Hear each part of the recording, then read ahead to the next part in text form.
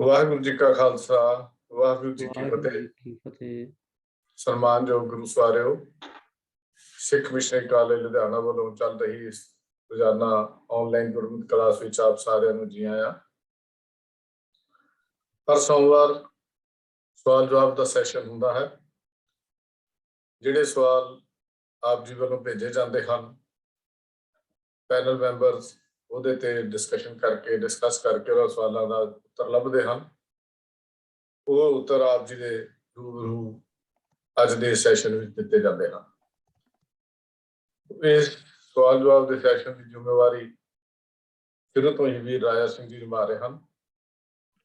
ਮੈਂ ਬੇਨਤੀ ਕਰ ਰਿਹਾ ਹਾਂ ਵੀਰ ਰਾਜਾ ਸਿੰਘ ਜੀ ਨੂੰ ਕਿ ਅੱਜ ਦਾ ਇਹ ਸਵਾਲ ਜਵਾਬ ਸੈਸ਼ਨ ਸ਼ੁਰੂ ਕਰਨ। ਵੀਰ ਰਾਜਾ ਸਿੰਘ, ਵਾਹਿਗੁਰੂ ਜੀ ਕਾ ਖਾਲਸਾ ਵਾਹਿਗੁਰੂ ਜੀ ਕੀ ਫਤਿਹ। ਏਕ ਓੰਕਾਰ ਸਤਨਾਮ ਕਰਤਾ ਪੁਰਖ ਨਿਰਭਉ ਨਿਰਵੈਰ ਅਕਾਲ ਮੂਰਤ ਅਜੂਨੀ ਸੈਭੰ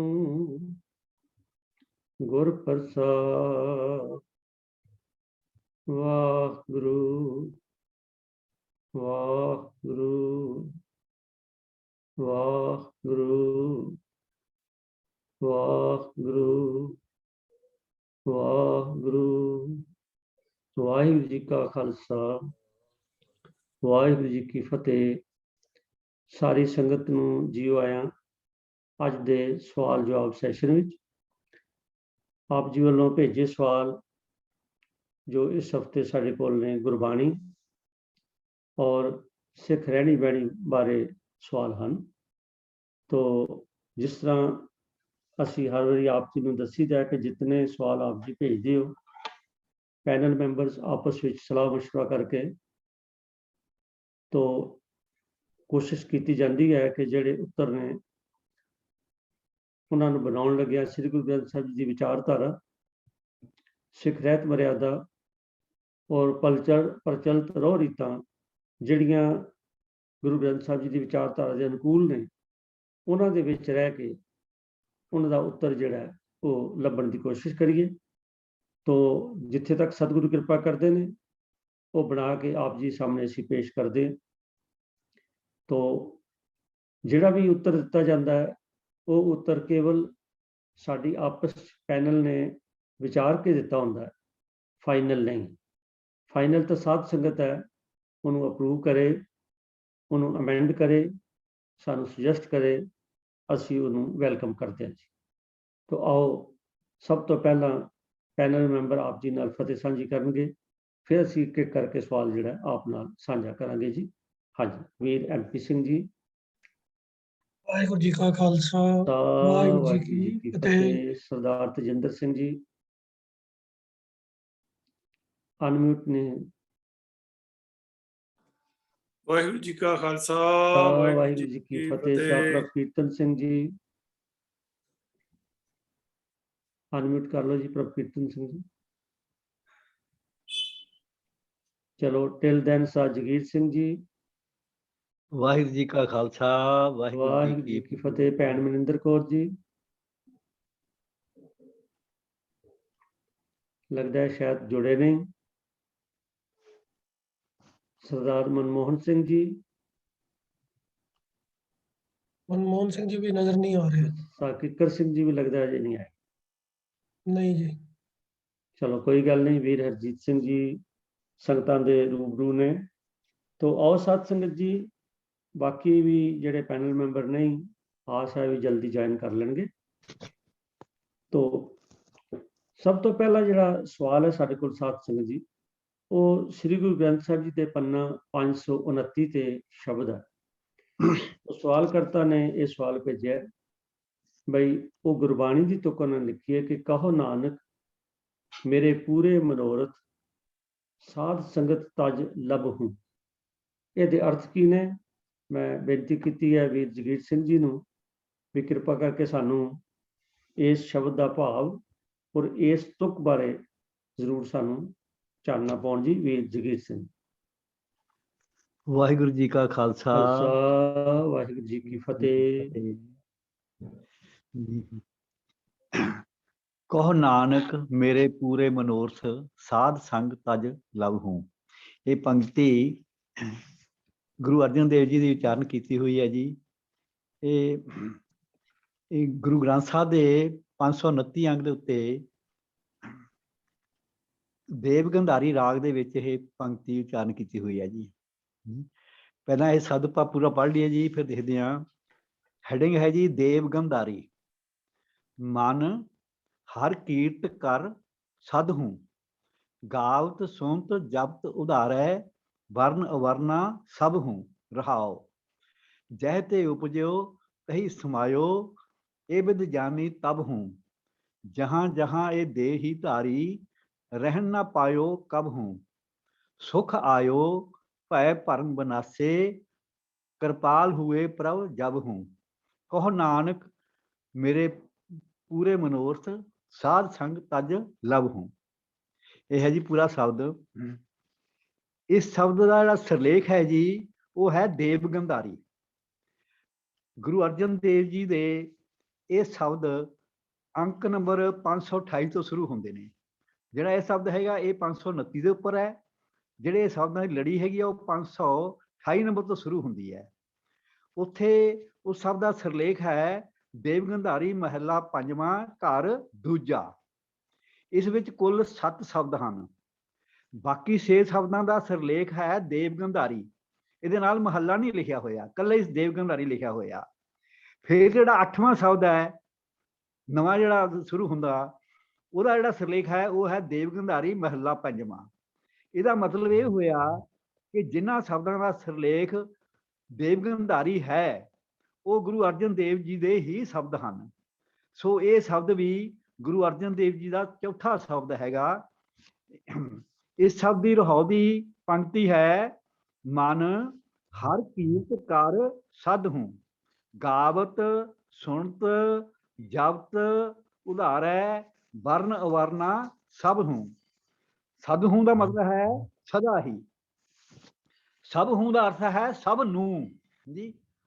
इत्थे वर्ण का अर्थ है उच्ची जात वाले, वर्णा का अर्थ है नीवी जात वाले जी।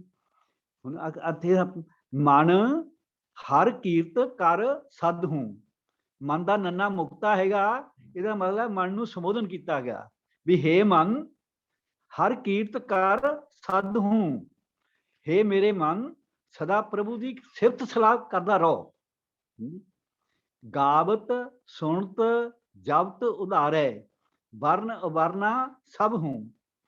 प्रभु की सिफत सलाह के गीत गाउण वालियां नू, सुनन वालियां नू ते नाम जपण वालियां नू।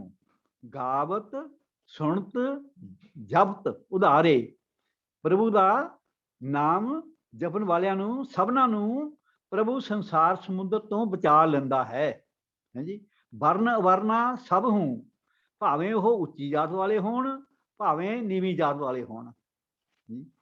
अगे है जी जहते उपजो तही समायो, ये बिद जानी तब हूँ। ये बिद जानी ही तब हूँ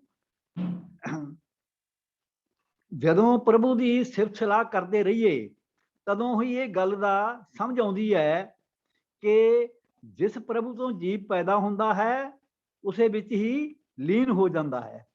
जहते उपजो जिथों जीव पैदा होया तही समायो, उहदे विच ही समा जांदा। ये विद जानी तब हूँ। ये गल तदी समझ आउंदी है जे असीं परमात्मा दे गुण गाउंदे रहिए। अगे है जहां जहां ये देही धारी, रहन न पायो कब हूँ। कब हूँ का मतलब है कदे भी।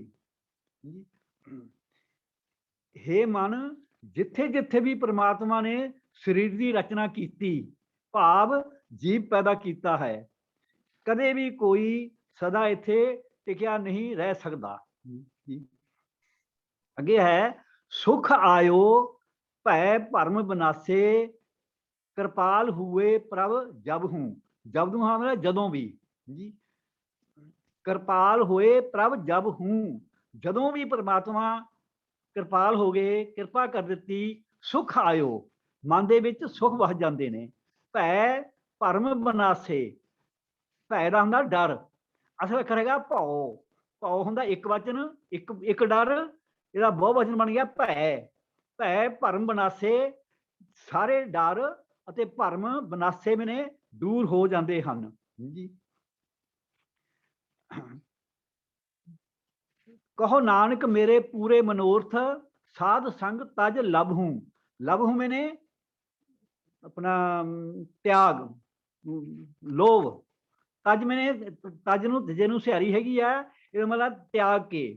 कहो नानक मेरे पूरे मनोरथ, साध संग तज लभहूं। हे नानक, साध संग दे विच सिफत सलाह दी बरकत नाल लालच त्याग के जी मेरे सारे मनोरथ पूरे हो गए। कहो नानक मेरे पूरे मनोरथ, भी सारे मेरे मनोरथ पूरे हो गए, मतलब सारे कार्य रास हो गए। तज साध साध संग तज लभहूं। साध संग दे विच जाके अपना लालच त्याग के ते इस तरह सारे शब्द ਦਾ ਭਾਵ ਅਰਥ ਇਹੀ ਬਣਿਆ ਵੀ ਸਾਨੂੰ ਲਾਲਚ ਛੱਡ ਕੇ ਨਿਸਕਾਮ ਹੋ ਕੇ ਪ੍ਰਭੂ ਦੇ ਗੁਣ ਗਾਉਣੇ ਚਾਹੀਦੇ ਹਨ। ਫਿਰ ਸਾਨੂੰ ਸੁਖ ਵੀ ਪ੍ਰਾਪਤ ਹੋਣਗੇ ਤੇ ਆਪਣਾ ਉਹਦਾ ਸੰਸਾਰ ਸਮੁੰਦਰ ਅਸੀਂ ਮਾਇਆ ਤੋਂ ਵੀ ਬਚ ਜਾਵਾਂਗੇ। ਵਾਹਿਗੁਰੂ ਜੀ ਕਾ ਖਾਲਸਾ, ਵਾਹਿਗੁਰੂ ਜੀ ਕੀ ਫਤਿਹ। ਤੋ ਵੀਰ ਜਗੀਰ ਸਿੰਘ ਜੀ ਨੇ ਸ਼ਬਦ ਦੇ ਸੰਖੇਪ ਭਾਵ ਜਿਹੜੇ ਨੇ ਉਹ ਦੱਸੇ ਨੇ।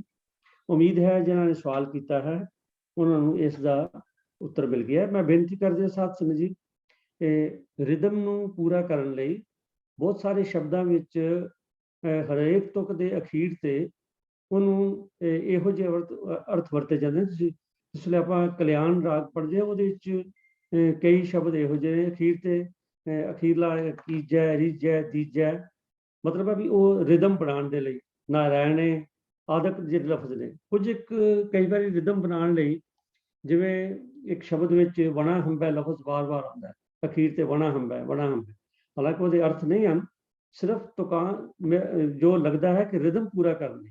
ਤੋ ਇਸ ਕਰਕੇ ਇਸ ਸ਼ਬਦ ਵਿੱਚ ਵੀ ਲਭਹੂੰ ਕਬਹੂੰ ਲਫ਼ਜ਼ ਜਿਹੜੇ ਨੇ ਆਏ ਨੇ। ਤੋ ਜਿਸ ਕਰਕੇ ਕਈ ਵਾਰੀ ਜਿਸ ਵੇਲੇ ਅਸੀਂ ਪਾਠ ਕਰਦੇ ਹਾਂ ਤੇ ਸਾਡੇ ਮਨ ਵਿੱਚ ਇਹੋ ਜਿਹੇ ਸਵਾਲ ਆਉਣੇ ਸਹਿਬਨ ਨੇ।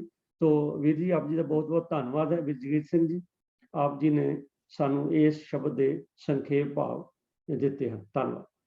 ਤੋ ਸਾਧ ਸਿੰਘ ਜੀ, ਅਗਲਾ ਸਵਾਲ ਜਿਹੜਾ ਉਹ ਵੀ ਗੁਰਬਾਣੀ ਦੀ ਵਿੱਚੋਂ ਲਿਆ ਗਿਆ ਹੈ। ਤੋ ਸਵਾਲ ਕਰਤਾ ਨੇ ਪੁੱਛਿਆ ਕਿ ਫਰੀਦ ਸਾਹਿਬ ਜੀ ਦਾ ਸ਼ਲੋਕ ਹੈ ਕਿ ਰੁੱਖੀ ਸੁੱਖੀ ਖਾਇਕ ਹੈ, ਠੰਡਾ ਪਾਣੀ ਪੀਓ, ਫਰੀਦਾ ਦੇਖ ਪਰਾਈ ਚੋਪੜੀ ਨਾ ਤਰਸਾਏ ਜੀ।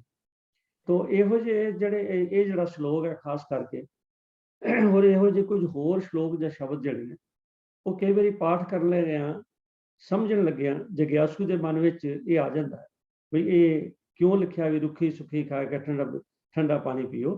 ਤੋ ਇਹਦੇ ਬਾਰੇ ਸਹਿਬਨ ਹੈ ਕਿ ਸਵਾਲ ਮਨ ਵਿੱਚ ਆਉਣਾ, ਔਰ ਕਈ ਵਾਰੀ ਇਹੋ ਜਿਹੇ ਸਵਾਲ ਜਿਹੜੇ ਨੇ, ਔਰ ਇਸ ਸਵਾਲ ਬਾਰੇ ਵੀ ਕਈ ਵਾਰੀ ਚਰਚਾ ਹੋਈ। ਤੋ ਮੈਂ ਵੀਰ MPC ਨੂੰ ਬੇਨਤੀ ਕਰਾਂਗਾ ਵੀ ਉਹ ਕਿਰਪਾ ਕਰਕੇ ਇਹ ਜੋ ਫਰੀਦ ਸਾਹਿਬ ਦਾ ਸ਼ਲੋਕ ਹੈ ਇਹ ਕਿਸ ਸਰੀਆਟਮ 'ਚ ਚੱਲ ਰਿਹਾ ਹੈ ਔਰ ਇਹਦੇ ਕੀ ਅਰਥ ਨੇ। ਆਇਆ ਕੋਈ ਇਹੋ ਜਿਹਾ ਅਰਥ ਤਾਂ ਨਹੀਂ ਹੈਗਾ ਵੀ ਠੀਕ ਹੈ ਜੋ ਰੁੱਖੀ ਸੁੱਕੀ ਮਿਲੇ ਖਾਈ ਜਾਓ, ਉਦਮ ਨਾ ਕਰੋ ਜਾਂ ਕੁਝ ਹੈ। ਤੋ ਕਿਰਪਾ ਕਰਕੇ ਸਾਨੂੰ ਥੋੜਾ ਜਿਹਾ ਇਹਦੀ ਡਿਟੇਲ ਜਿਹੜੀ ਹੈ ਉਹ ਸਮਝਾਓ ਜੀ ਵੀਰ MPC। ਵਾਹਿਗੁਰੂ ਜੀ ਕਾ ਖਾਲਸਾ, ਵਾਹਿਗੁਰੂ ਜੀ ਕੀ ਫਤਿਹ। ਜਿਵੇਂ ਸਵਾਲ ਜ਼ਿਕਰ ਕਰਦਿਆਂ ਵੀ ਰਾਜਾ ਸਿੰਘ ਜੀ ਨੇ ਦੱਸਿਆ ਹੈ ਕਿ ਫਰੀਦ ਜੀ ਦਾ ਸ਼ਲੋਕ ਹੈ। ਉਹ ਫਰੀਦ ਜੀ ਦੇ ਜਿਹੜੇ ਸ਼ਲੋਕ ਨੇ ਉਹ ਇੱਕ ਲੜੀ ਦੇ ਵਿੱਚ ਗੁਰੂ ਗ੍ਰੰਥ ਸਾਹਿਬ ਜੀ ਦੇ ਅੰਦਰ ਦਰਜ ਕੀਤੇ ਗਏ ਹਨ ਤੇ ਜਿਨ੍ਹਾਂ ਦੀ ਕੁੱਲ ਗਿਣਤੀ 130 ਹੈ। ਉਹਨਾਂ ਦੇ ਵਿੱਚੋਂ 112 ਸ਼ਲੋਕ ਫਰੀਦ ਜੀ ਦੇ ਆਪਣੇ ਹਨ ਤੇ 18 ਸ਼ਲੋਕ ਵੱਖ-ਵੱਖ ਗੁਰੂ ਸਾਹਿਬਾਨ ਦੇ ਉਹਨਾਂ ਦੇ ਨਾਲ ਰਲਦੇ ਮਿਲਦੇ ਭਾਵਾਂ ਦੇ ਗੁਰੂ ਅਰਜਨ ਪਾਤਸ਼ਾਹ ਨੇ ਦਰਜ ਕੀਤੇ ਹਨ ਫਰੀਦ ਜੀ ਦੇ ਸ਼ਲੋਕਾਂ ਦੇ ਅਰਥਾਂ ਨੂੰ ਹੋਰ ਖੋਲ ਕੇ ਸਮਝਾਉਣ ਵਾਸਤੇ। ਤੋ ਜਿਹੜੇ ਸ਼ਲੋਕ ਹਨ ਉਹ ਭਾਵੇਂ ਦੇਖਣ ਨੂੰ ਇੰਝ ਲੱਗਦਾ ਹੈ ਕਿ ਜਿਵੇਂ ਅਲੱਗ-ਅਲੱਗ ਸ਼ਲੋਕ ਨੇ ਤੇ ਇਹਨਾਂ ਦੇ ਆਪਣੇ ਅਲੱਗ-ਅਲੱਗ ਹੀ ਅਰਥ ਹਨ, ਦੂਜੇ ਦੇ ਨਾਲ ਸ਼ਾਇਦ ਇਹਨਾਂ ਦਾ ਕੋਈ ਸੰਬੰਧ ਨਹੀਂ ਹੈ। ਪਰ ਜੇ ਇੱਕ ਲੜੀ ਵਿੱਚ ਧਿਆਨ ਦੇ ਨਾਲ ਇਹਨਾਂ ਸ਼ਲੋਕਾਂ ਦਾ ਪਾਠ ਕੀਤਾ ਜਾਵੇ ਤਾਂ ਇਹ ਗੱਲ ਸਹਿਜੇ ਹੀ ਸਪਸ਼ਟ ਹੋ ਜਾਂਦੀ ਹੈ ਕਿ ਕਈ ਸਾਰੇ ਸ਼ਲੋਕ ਇੱਕੋ ਹੀ ਸਬਜੈਕਟ ਦੇ ਉੱਤੇ ਇੱਕ ਲੜੀ ਦੇ ਵਿੱਚ ਚੱਲਦੇ ਹਨ ਤੇ ਜੇ ਉਹਨਾਂ ਵਿੱਚੋਂ ਕਿਸੇ ਇੱਕ ਸ਼ਲੋਕ ਦਾ ਅਰਥ ਸਮਝਣਾ ਹੋਵੇ ਤਾਂ ਉਹਦੇ ਨਾਲ ਦੇ ਰਲਦੇ ਵਾਲੇ ਜਿਹੜੇ ਸ਼ਲੋਕ ਹਨ ਉਸ ਲੜੀ ਦੇ, ਉਹਨਾਂ ਨੂੰ ਇਕੱਠਿਆਂ ਪੜ੍ਹਨਾ ਪੈਂਦਾ ਹੈ, ਤਾਂ ਹੀ ਗੱਲ ਜ਼ਿਆਦਾ ਸਪਸ਼ਟ ਹੁੰਦੀ ਹੈ। ਨਹੀਂ ਤਾਂ ਕਿਧਰੇ ਇਕੱਲਾ ਇੱਕ ਸ਼ਲੋਕ ਪੜ੍ਹਿਆ ਜਾਵੇ ਤੇ ਕਈ ਵਾਰੀ ਕੋਈ ਕਨਫਿਊਜ਼ਨ ਵੀ ਹੋ ਜਾਂਦਾ ਹੈ ਔਰ ਅਰਥ ਸਪਸ਼ਟ ਨਹੀਂ ਹੁੰਦੇ ਹਨ। ਇਹ ਜੋ ਸਵਾਲ ਦੇ ਅੰਦਰ ਸ਼ਲੋਕ ਆਇਆ ਹੈ, ਸ਼ਲੋਕ ਨੰਬਰ 29 ਹੈ, ਪਰ ਇਹ ਵੀ ਇਸੇ ਸਬਜੈਕਟ ਦੇ ਉੱਤੇ ਇੱਕ 3 ਸ਼ਲੋਕਾਂ ਦੀ ਲੜੀ ਹੈ, ਜਿਹਦੇ ਵਿੱਚੋਂ ਇਹ ਤੀਸਰਾ ਸ਼ਲੋਕ ਹੈ। तो ये जरा विशा फरीद जी ने छोया है, ये श्लोक नंबर 27 तो आरंभ होता है। तो आप पहला इन्हां 3 श्लोकों का पाठ कर लेंगे हाँ, फिर इस श्लोक के विचार नूं समझण दा यतन करते हाँ। तो 27 नंबर श्लोक है जी, फरीदा शक्कर खंड निवात गुड़ माखियों मांझा दुध सभे वस्तु मिठियां रब न पुजन तुद। इस तो अगला श्लोक है 28 नंबर, फरीदा रोटी मेरी काठ की लावन मेरी भुख जिन्ना खाधी चोपड़ी घने सहन गए दुख। ते अगों फिर आंदा है 29 नंबर श्लोक, जिहड़ा सवाल दे जिहदे बारे सवाल है कि रुखी सुखी खाए कै ठंडा पानी पियो फरीदा देख पराई चोपड़ी ना तरसाए जियो। तो हुण इस 29 नंबर श्लोक का जे अर्थ समझना है तो पहला थोड़ा जिहा जो कंटैक्सट चल रहा है, जो विषय चल रहा है, उन्होंने संखेप विच ध्यान विच रख लीए। 27 नंबर श्लोक विच फरीद जी फरमाते हैं कि फरीदा शक्कर खंड निवात गुड़ माखियों मांझा दुध। जिवें कि आप इहनूं सुन के समझ ही रहे हो कि सारियां मिठास वालियां मिठियां चीज़ां का जिक्र पहली पंक्ति विच हो रहा है। शक्कर आप सारे जानते ही हो, शक्कर है जो गुड़ दी गन्ने तो बनती है पहला, खंड जो कि फिर उसे शक्कर नूं या गुड़ नूं रिफाइन करके फिर वो जिहड़ा गन्ने दे रस नूं रिफाइन करके ते खंड बनाई जाती है। निवात कहते हैं मिश्री नूं, तो ये भी मिठी हुंदी है। गुड़ सारे जानते हैं मिठा हुंदा है। माखियों कहते हैं शहद नूं। इत्थे इस शब्द की बनावट वाल भी ध्यान देने की लोड़ है। माखियों ऊड़े दे थल्ले औंकड़ भी लगी हुई है और ऊड़े का मूँह भी खुला है। तो ऊड़ा जो खुले मूँह नाल आंदा है तो वो घोड़े की आवाज़ देता है। तो ओरिजिनल लफज जिहड़ा माखियों है वो ऊड़ा खुले दे नाल ही आंदा है, पर इत्थे मात्रा का तोल घटाने वास्ते इस ऊड़े के थल्ले औंकड़ भी लगाई गई है तो इसका उच्चारण छोटा करके करना माखियों, इस तरीके नाल इहदा पाठ होएगा। तो खुले मुंह वाले होड़े का उच्चारण नहीं होएगा। हालांकि मूल शब्द जिहड़ा माखियों वो उड़े नूं खुले मुंह दे नाल होड़े की आवाज़ वाला है। फिर उस तो बाद है माझा दुध। मझ का दुध जिहड़ा है उसकी भी अपनी ही मिठास हुंदी है। तो इन्हां सारियां चीज़ां शक्कर खंड मिश्री गुड़ शहद ते मझ का दुध, इन्हां सारियां दा जिक्र करके फरीद जी पहली लाइन विच अगली दूसरी लाइन समझाते हैं कि सभे वस्तु मिठियां रब ना पुजन तुद। ये सारियां वस्तुआं जिहड़ियां मैं उपर बयान कीतियां ने मिठियां ने, मिठास भरियां ने, पर फिर अगों रब नूं संबोधन करके, रब दा बब्बा मुक्ता है, संबोधन है, हे रब्बा ये सारियां जिहड़ियां वस्तुआं मैं उपर बयान कीतियां ने ये सारियां मिठियां ने, पर ना पुजन तुद, तेरे तक इन्हां दी पहुंच नहीं है। तो हुण मिठियां वस्तुआं ने रब तक की पहुंच करनी है। ये गल भी थोड़ी जी गहराई समझण वाली है कि मिठियां चीज़ां ने रब तक किवें पहुंच करनी है। ਇਹਦਾ ਭਾਵ ਇਹ नहीं है भी मिठास वाली चीज़ां ने रब तक पहुंचना है। कहण तो भाव यह है कि इन्हां मिठियां चीज़ां की जिहड़ी मिठास है, हे रब्बा तेरे नाम की मिठास की बराबरी नहीं कर सकदियां, ਉਹਦੀ मिठास तक नहीं पहुंच सकदियां, ਉਹਦੇ ਨਾਲ मुकाबला नहीं कर सकदियां। आम तौर पर असीं जदों दुनिया विच भी दुनियादारी दे विच आम गल्लां करदे हां, किसे दो बंदियां दा किसी खास स्किल के बारे किसी खास हुनर के बारे मुकाबला करते हैं तो असीं कहंदे हां ना जी भी वो बंदा देखो जी बड़ा ही कमाल का तीरंदाज है, जिन्ना सोहना वो निशाना लगांदा है ना कोई उहदे तक नहीं पहुंच सकदा।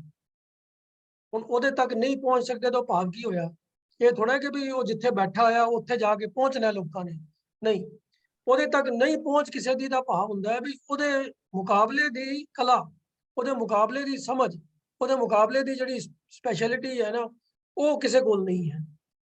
ਤੋ ਇਵੇਂ ਹੀ ਇੱਥੇ ਫਰੀਦ ਜੀ ਕਹਿੰਦੇ ਹਨ ਕਿ ਸਭੇ ਵਸਤੂ ਮਿੱਠੀਆਂ, ਮਿੱਠੀਆਂ ਤੇ ਸਾਰੀਆਂ ਚੀਜ਼ਾਂ ਨੇ, ਪਰ ਹੈ ਰੱਬਾ ਤੇਰੇ ਸਵਾਦ ਤੱਕ, ਤੇਰੇ ਨਾਮ ਦਾ ਜੋ ਸਵਾਦ ਹੈ, ਤੇਰੇ ਨਾਮ ਦੀ ਜੋ ਮਿਠਾਸ ਹੈ, ਉਹਦੀ ਬਰਾਬਰੀ ਇਹ ਨਹੀਂ ਕਰ ਸਕਦੀਆਂ। ਤੋ ਇਸ ਸ਼ਲੋਕ ਦਾ ਜੋ ਮੁੱਖ ਸੰਦੇਸ਼ ਹੈ ਉਹ ਇਹ ਹੈ ਕਿ ਜਿਹੜਾ ਪ੍ਰਭੂ ਦਾ ਭਗਤ ਹੈ, ਜਿਹੜਾ ਪ੍ਰਭੂ ਦੇ ਨਾਲ ਪਿਆਰ ਪਾਉਣ ਦਾ ਉਸ ਮਾਰਗ ਦਾ ਪਾਂਦੀ ਹੈ, ਜਿਹੜਾ ਗੁਰਮੁਖ ਹੈ, ਜਿਹੜੇ ਇਸ ਲੋਕਾਂ ਦੇ ਅੰਦਰ ਗੱਲ ਚੱਲਦੀ ਆ ਰਹੀ ਹੈ ਕਿ ਮਨੁੱਖਾ ਜੀਵਨ ਦਾ ਮਕਸਦ ਕੀ ਹੈ, ਇਹ ਕਾਹਦੇ ਵਾਸਤੇ ਇਨਸਾਨ ਨੂੰ ਜੀਵਨ ਮਿਲਿਆ ਹੈ, ਤਾਂ ਉਸੇ ਹੀ ਪਰਥਾਏ ਫਰੀਦ ਜੀ ਗੱਲ ਸਮਝਾਉਂਦੇ ਹਨ ਕਿ ਬਈ ਅਸਲ ਜੀਵਨ ਦਾ ਮਕਸਦ ਹੈ ਪ੍ਰਭੂ ਦੇ ਨਾਮ ਦੇ ਨਾਲ ਪਿਆਰ ਦਾ ਰਿਸ਼ਤਾ ਜੋੜਨਾ, ਪਿਆਰ ਦੀ ਸਾਂਝ ਪਾਉਣੀ। ਤੋ ਉਹ ਕੰਪੈਰੀਜ਼ਨ ਕਰਕੇ ਇਨਸਾਨ ਨੂੰ ਇਸ ਗੱਲ ਦੀ ਪ੍ਰੇਰਣਾ ਕਰ ਰਹੇ ਹਨ ਕਿ ਜੋ ਦੁਨਿਆਵੀ ਮਿਠਾਸ ਵਾਲੀਆਂ ਚੀਜ਼ਾਂ ਦੇ ਸਵਾਦਾਂ ਦੇ ਪਿੱਛੇ ਨਾ ਫਿਰ, ਉਹਨਾਂ ਦੇ ਸਵਾਦਾਂ ਦੇ ਚਸਕੇ ਨਾ ਲੈ, ਕਿਉਂਕਿ ਜਿਹੜੇ ਜ਼ੁਬਾਨ ਦੇ ਚਸਕੇ ਹਨ ਉਹ ਥੋੜ੍ਹ ਚਿਰਾ ਸਵਾਦ ਦਿੰਦੇ ਹਨ। ਅੱਜ ਕੱਲ ਤੁਸੀਂ ਦੇਖਿਆ ਹੀ ਹੋਏਗਾ ਵੀ ਖਾਣ ਦੀਆਂ ਚੀਜ਼ਾਂ ਦਾ ਬਹੁਤ ਭਾਰੀ ਵੈਰਾਈਟੀ ਹੈ। ਲੋਕੀ ਇੱਕ ਚੀਜ਼ ਦਾ ਸਵਾਦ ਟੇਸਟ ਕਰਦੇ ਨੇ, ਫਿਰ ਦੂਜੀ ਦਾ ਕਰਦੇ ਨੇ, ਫਿਰ ਤੀਸਰੀ ਦਾ ਕਰਦੇ ਨੇ। ਖਾਸ ਤੌਰ ਤੇ ਜਦੋਂ ਫੰਕਸ਼ਨਾਂ ਦੇ ਵਿਆਹਾਂ ਵਗੈਰਾ ਤੇ ਜਾਂਦੇ ਨੇ, ਉੱਥੇ ਸੈਂਕੜੇ ਤਰ੍ਹਾਂ ਦੇ ਵੱਖ-ਵੱਖ ਪਦਾਰਥ ਪਏ ਹੁੰਦੇ ਨੇ ਤੇ ਲੋਕੀ ਆਪਣੀ ਪਲੇਟ ਭਰ ਲੈਂਦੇ ਨੇ ਵੱਖ-ਵੱਖ ਤਰ੍ਹਾਂ ਦੀ ਚੀਜ਼ਾਂ ਨਾਲ। ਤੋਂ ਇੱਕ ਚੀਜ਼ ਨੂੰ ਚੱਕ ਮਾਰਦੇ ਨੇ, ਉਹ ਨਹੀਂ ਪਸੰਦ ਆਈ ਉਹਨੂੰ ਛੁੱਟ ਦਿੰਦੇ ਨੇ, ਦੂਜੀ ਪਕੜ ਲੈਂਦੇ ਨੇ। ਤੋਂ ਖਾਣੇ ਦੀ ਵੇਸਟੇਜ ਵੀ ਕਰਦੇ ਨੇ ਤੇ ਪਰ ਨਾਲ ਫਿਰ ਸਵਾਦ ਵਿੱਚ ਫਿਰ ਉਹਨਾਂ ਨੂੰ ਪਤਾ ਹੀ ਨਹੀਂ ਲੱਗਦਾ ਵੀ ਕਿੰਨਾ ਕੁ ਖਾ ਗਏ ਨੇ। तो जो असल मकसद होंगे कोई चीज़ खाण का कि भाई शरीर को खुराक मिलनी चाहिए, वो पासे रह जाता है तो जीभ का स्वाद अगे आ जाता है। तो इस श्लोक का जो असल मैसेज है वो ये है कि जीभ के स्वादां दे मगर चस्कियां च ना पै के प्रभु के नाम के नाल जुड़ो, ओदी मिठास जिहड़ी है वो सब स्वादां तो उत्तम स्वाद है। तो ये शक्कर, खंड, शहद, मिश्री, गुड़, माझा, दुध, ये सब चीज़ां मिठास देंदियां ने, जीभ का स्वाद देंदियां ने, पर ये सब मिठियां होने के बावजूद है रब्बा तेरे नाम की मिठास के नाल तेरे नाम का जो स्वाद है ना, ਉਹਦੀ बराबरी नहीं कर सकदियां। तो प्रभु के नाम के तुल कोई स्वाद नहीं है। ये सिद्धांत ये दृढ़ करवा के हुण अगले श्लोक विच गल करते हैं कि जिस बंदे नूं ये गल दी समझ आ जाए कि दुनिया के चस्कियां विच नहीं पैना, प्रभु के नाम के नाल जुड़ना है, फिर वो भांत भांत के खाण पीण के पदार्थों के स्वादों वाले पासे नहीं जाता। सादी रुखी सुखी रोटी खाद के भी उन्हें तो पेट भरना होंदा है और जो न्यूट्रिशन देनी है बॉडी नूं वो उहदा मकसद है। तो उहदा ध्यान उस पासे ही हुंदा है कि उन्होंने जे भला अपनी मेहनत मुशक्कत करके जो अपनी रोजी रोटी जो कमा के उहदे विच जिस प्रकार की भी सादी रोटी मिलती है वो उहदे विच ही तसल्ली रखता है। तो उसे भाव नूं प्रगट करदे होए फरीद जी अगले श्लोक कहते हैं कि फरीदा रोटी मेरी काठ की, लावन मेरी भुख। काठ काठ कहते हैं लक्कड़ नूं, कि भी मेरी रोटी तो ना लक्कड़ वर्गी सख्त है, ते लावन मेरी भुख, ते मेरी भुख ही जिहड़ी है ना वो उहदे नाल दी भाजी या सलूना, लावन कहते हैं ना सलूने नूं या भाजी नूं, सब्जी नूं। तो आम प्रचलित पंजाब विच खास तौर पर नॉर्थ इंडिया दे विच यही है भी लोग रोटी खाते हैं नाल सब्जी या कोई दाल, ये दो चीज़ां जिहड़ियां ने रोटी का मेन अंग हुंदे हन। तो फरीद जी कहते हैं कि भाई मेरी तो सुक्की रुखी सुखी रोटी है, इन्नी सुक्की है कि भाई मानो किसी नूं हथ ला के लगेगा कि बड़ी सख्त रोटी है, सादी जी रोटी पक्की हुई है तो लक्कड़ वर्गी सुक्की है। तो सादी रोटी है और नाल मेरी भुखी मेरी वो मेरा सलूना है कि भाव जो मैनूं नाम ही मिले कुछ तो मैंने भुख की पूर्ति के वास्ते निरी रोटी मिल जाती है, मैं वो भी सैटिस्फाइड रहता हाँ, तो मेरी तसल्ली होंदी है। तो जेडे लोग ज्यादा स्वादा वाले खाणियां दे विच अपना ध्यान रखते हैं तो उन्हां चंगे बने हुए रस भरपूर स्वादा वाले भोजन बनाने वास्ते जो कुछ उन्होंने फिर पदार्थ चाहिए हैं, जिन्ना कोई धन पदार्थ इकट्ठा करने की लोड़ पैंदी है, उहदे वास्ते लोकी फिर जायज़ नजायज़ होर कई तरह के काम करते हैं कि बहुती कमाई करिए तो बहुते वधिया तरह के खाने जिहड़े हन वो बना बना के खाइए। जिवें अजकल लोगों के शौक होंदे हन कि बई भांत भांत की वैरायटी के खाने और वक्री वक्री जगह के रेस्टोरेंट जाके ਹਜ਼ਾਰਾਂ ਰੁਪਏ ਖਰਚ ਕੇ ਤੇ ਇੱਕ ਭੋਜਨ ਕਰਦੇ ਹਨ। ਤੋ ਉਹ ਹਜ਼ਾਰਾਂ ਰੁਪਏ ਜਿਹੜੇ ਇੱਕ ਭੋਜਨ ਦੇ ਉੱਤੇ ਖਰਚਣ ਵਾਲੇ ਨੇ, ਉਹ ਤਾਂ ਹੀ ਇਹ ਖਰਚੇ ਕਰ ਸਕਦੇ ਹਨ ਕਿ ਜੇ ਉਹ ਆਪਣੀ ਕਮਾਈ ਚੰਗੀ ਤਰ੍ਹਾਂ ਖੁੱਲੀ ਕਮਾਈ ਕਰਨ ਵਾਲੇ ਹੋਣ, ਜਿਹੜੀ ਉਹ ਸਪੇਅਰ ਵੀ ਕਰ ਸਕਦੇ ਹੋਣ, ਫालतू ਦੀ ਕਮਾਈ ਹੋਵੇ ਜਿਹਨੂੰ ਉਹ ਵੇਸਟ ਕਰ ਸਕਦੇ ਹਨ।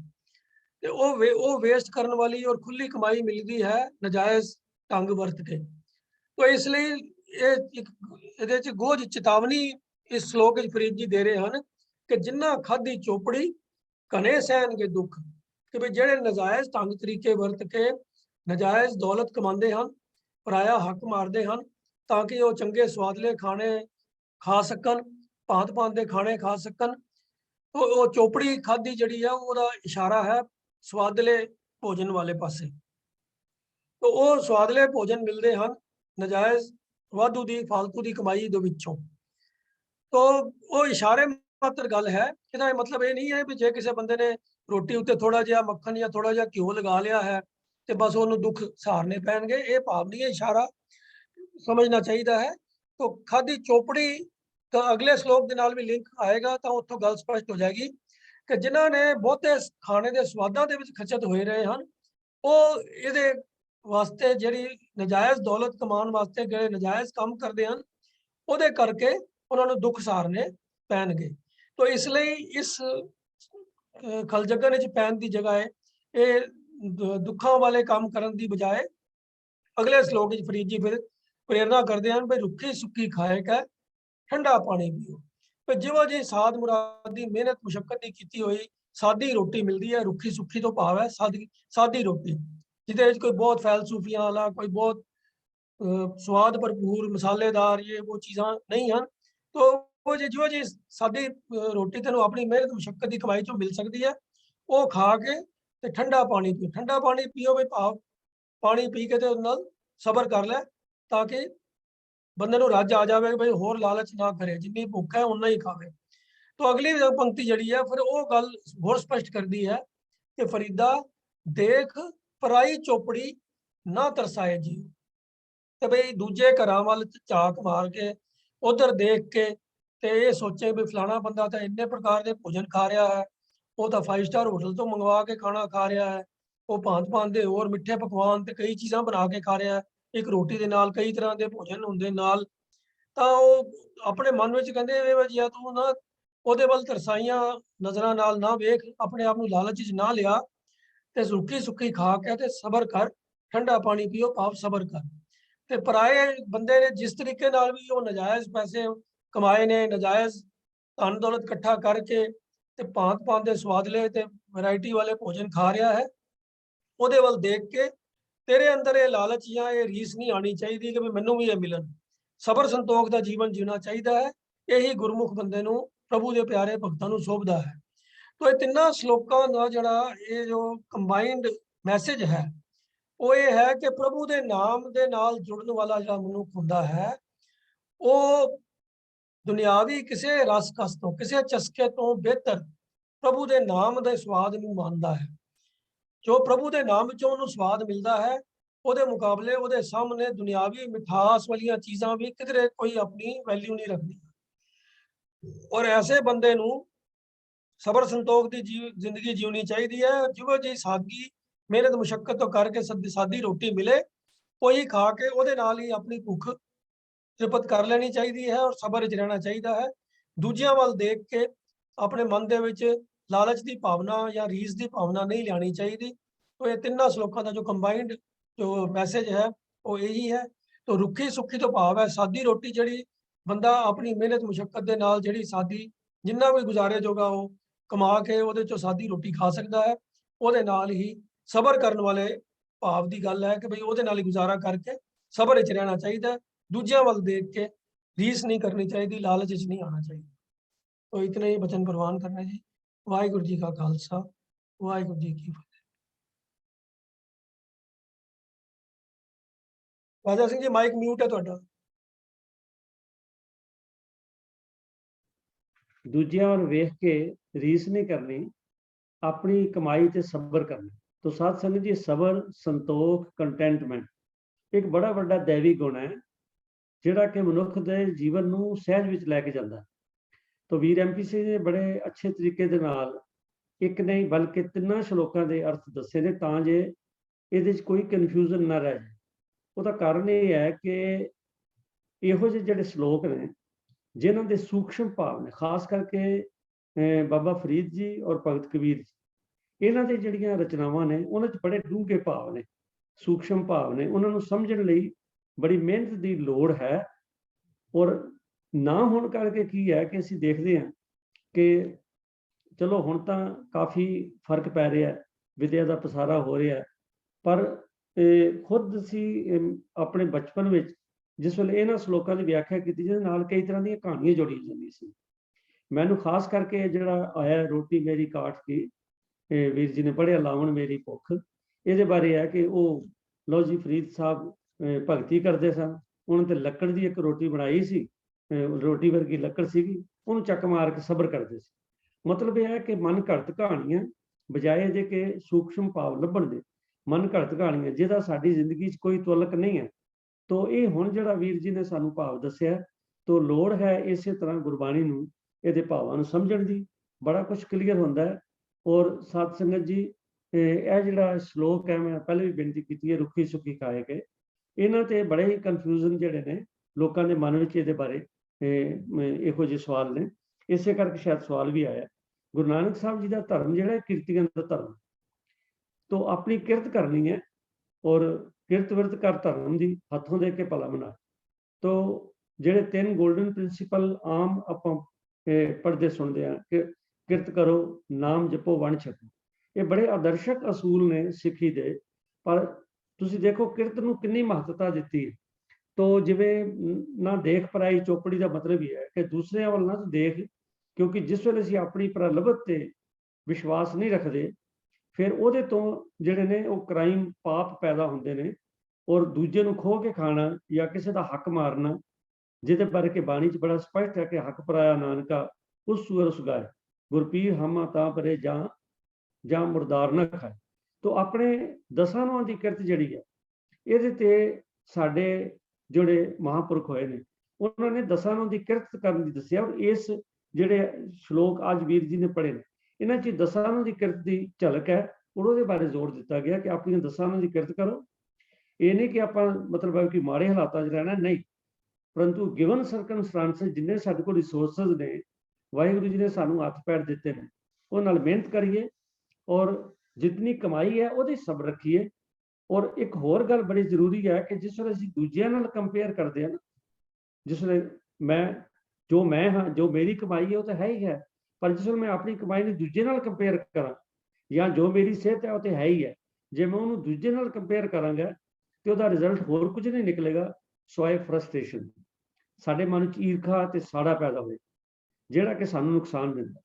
ਤੋ ਗੁਰਬਾਣੀ ਜਿਹੜੀ ਹੈ ਇਹ ਸਾਨੂੰ ਹਰ ਪੱਖ ਤੋਂ ਅਗਵਾਈ ਕਰਦੀ ਹੈ।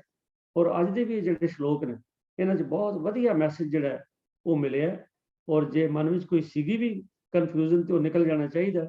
ਆਓ ਸਤ ਸੰਗਿਓ, ਸਤਿਗੁਰੂ ਕਿਰਪਾ ਕਰਨ, ਅਸੀਂ ਬਾਣੀ ਦੀ ਰੋਸ਼ਨੀ 'ਚ ਰਹਿ ਕੇ ਜਿਸ ਵੇਲੇ ਆਪਣਾ ਜੀਵਨ ਚਲਾਵਾਂਗੇ ਤਾਂ ਸਾਡਾ ਜੀਵਨ ਸਹਿਜ ਬਣ ਜਾਏਗਾ, ਬੜਾ ਵਧੀਆ ਜੀਵਨ ਆਏਗਾ ਔਰ ਜ਼ਿੰਦਗੀ ਜਿਉਣ ਦਾ ਲੁਤਫ ਆਏ।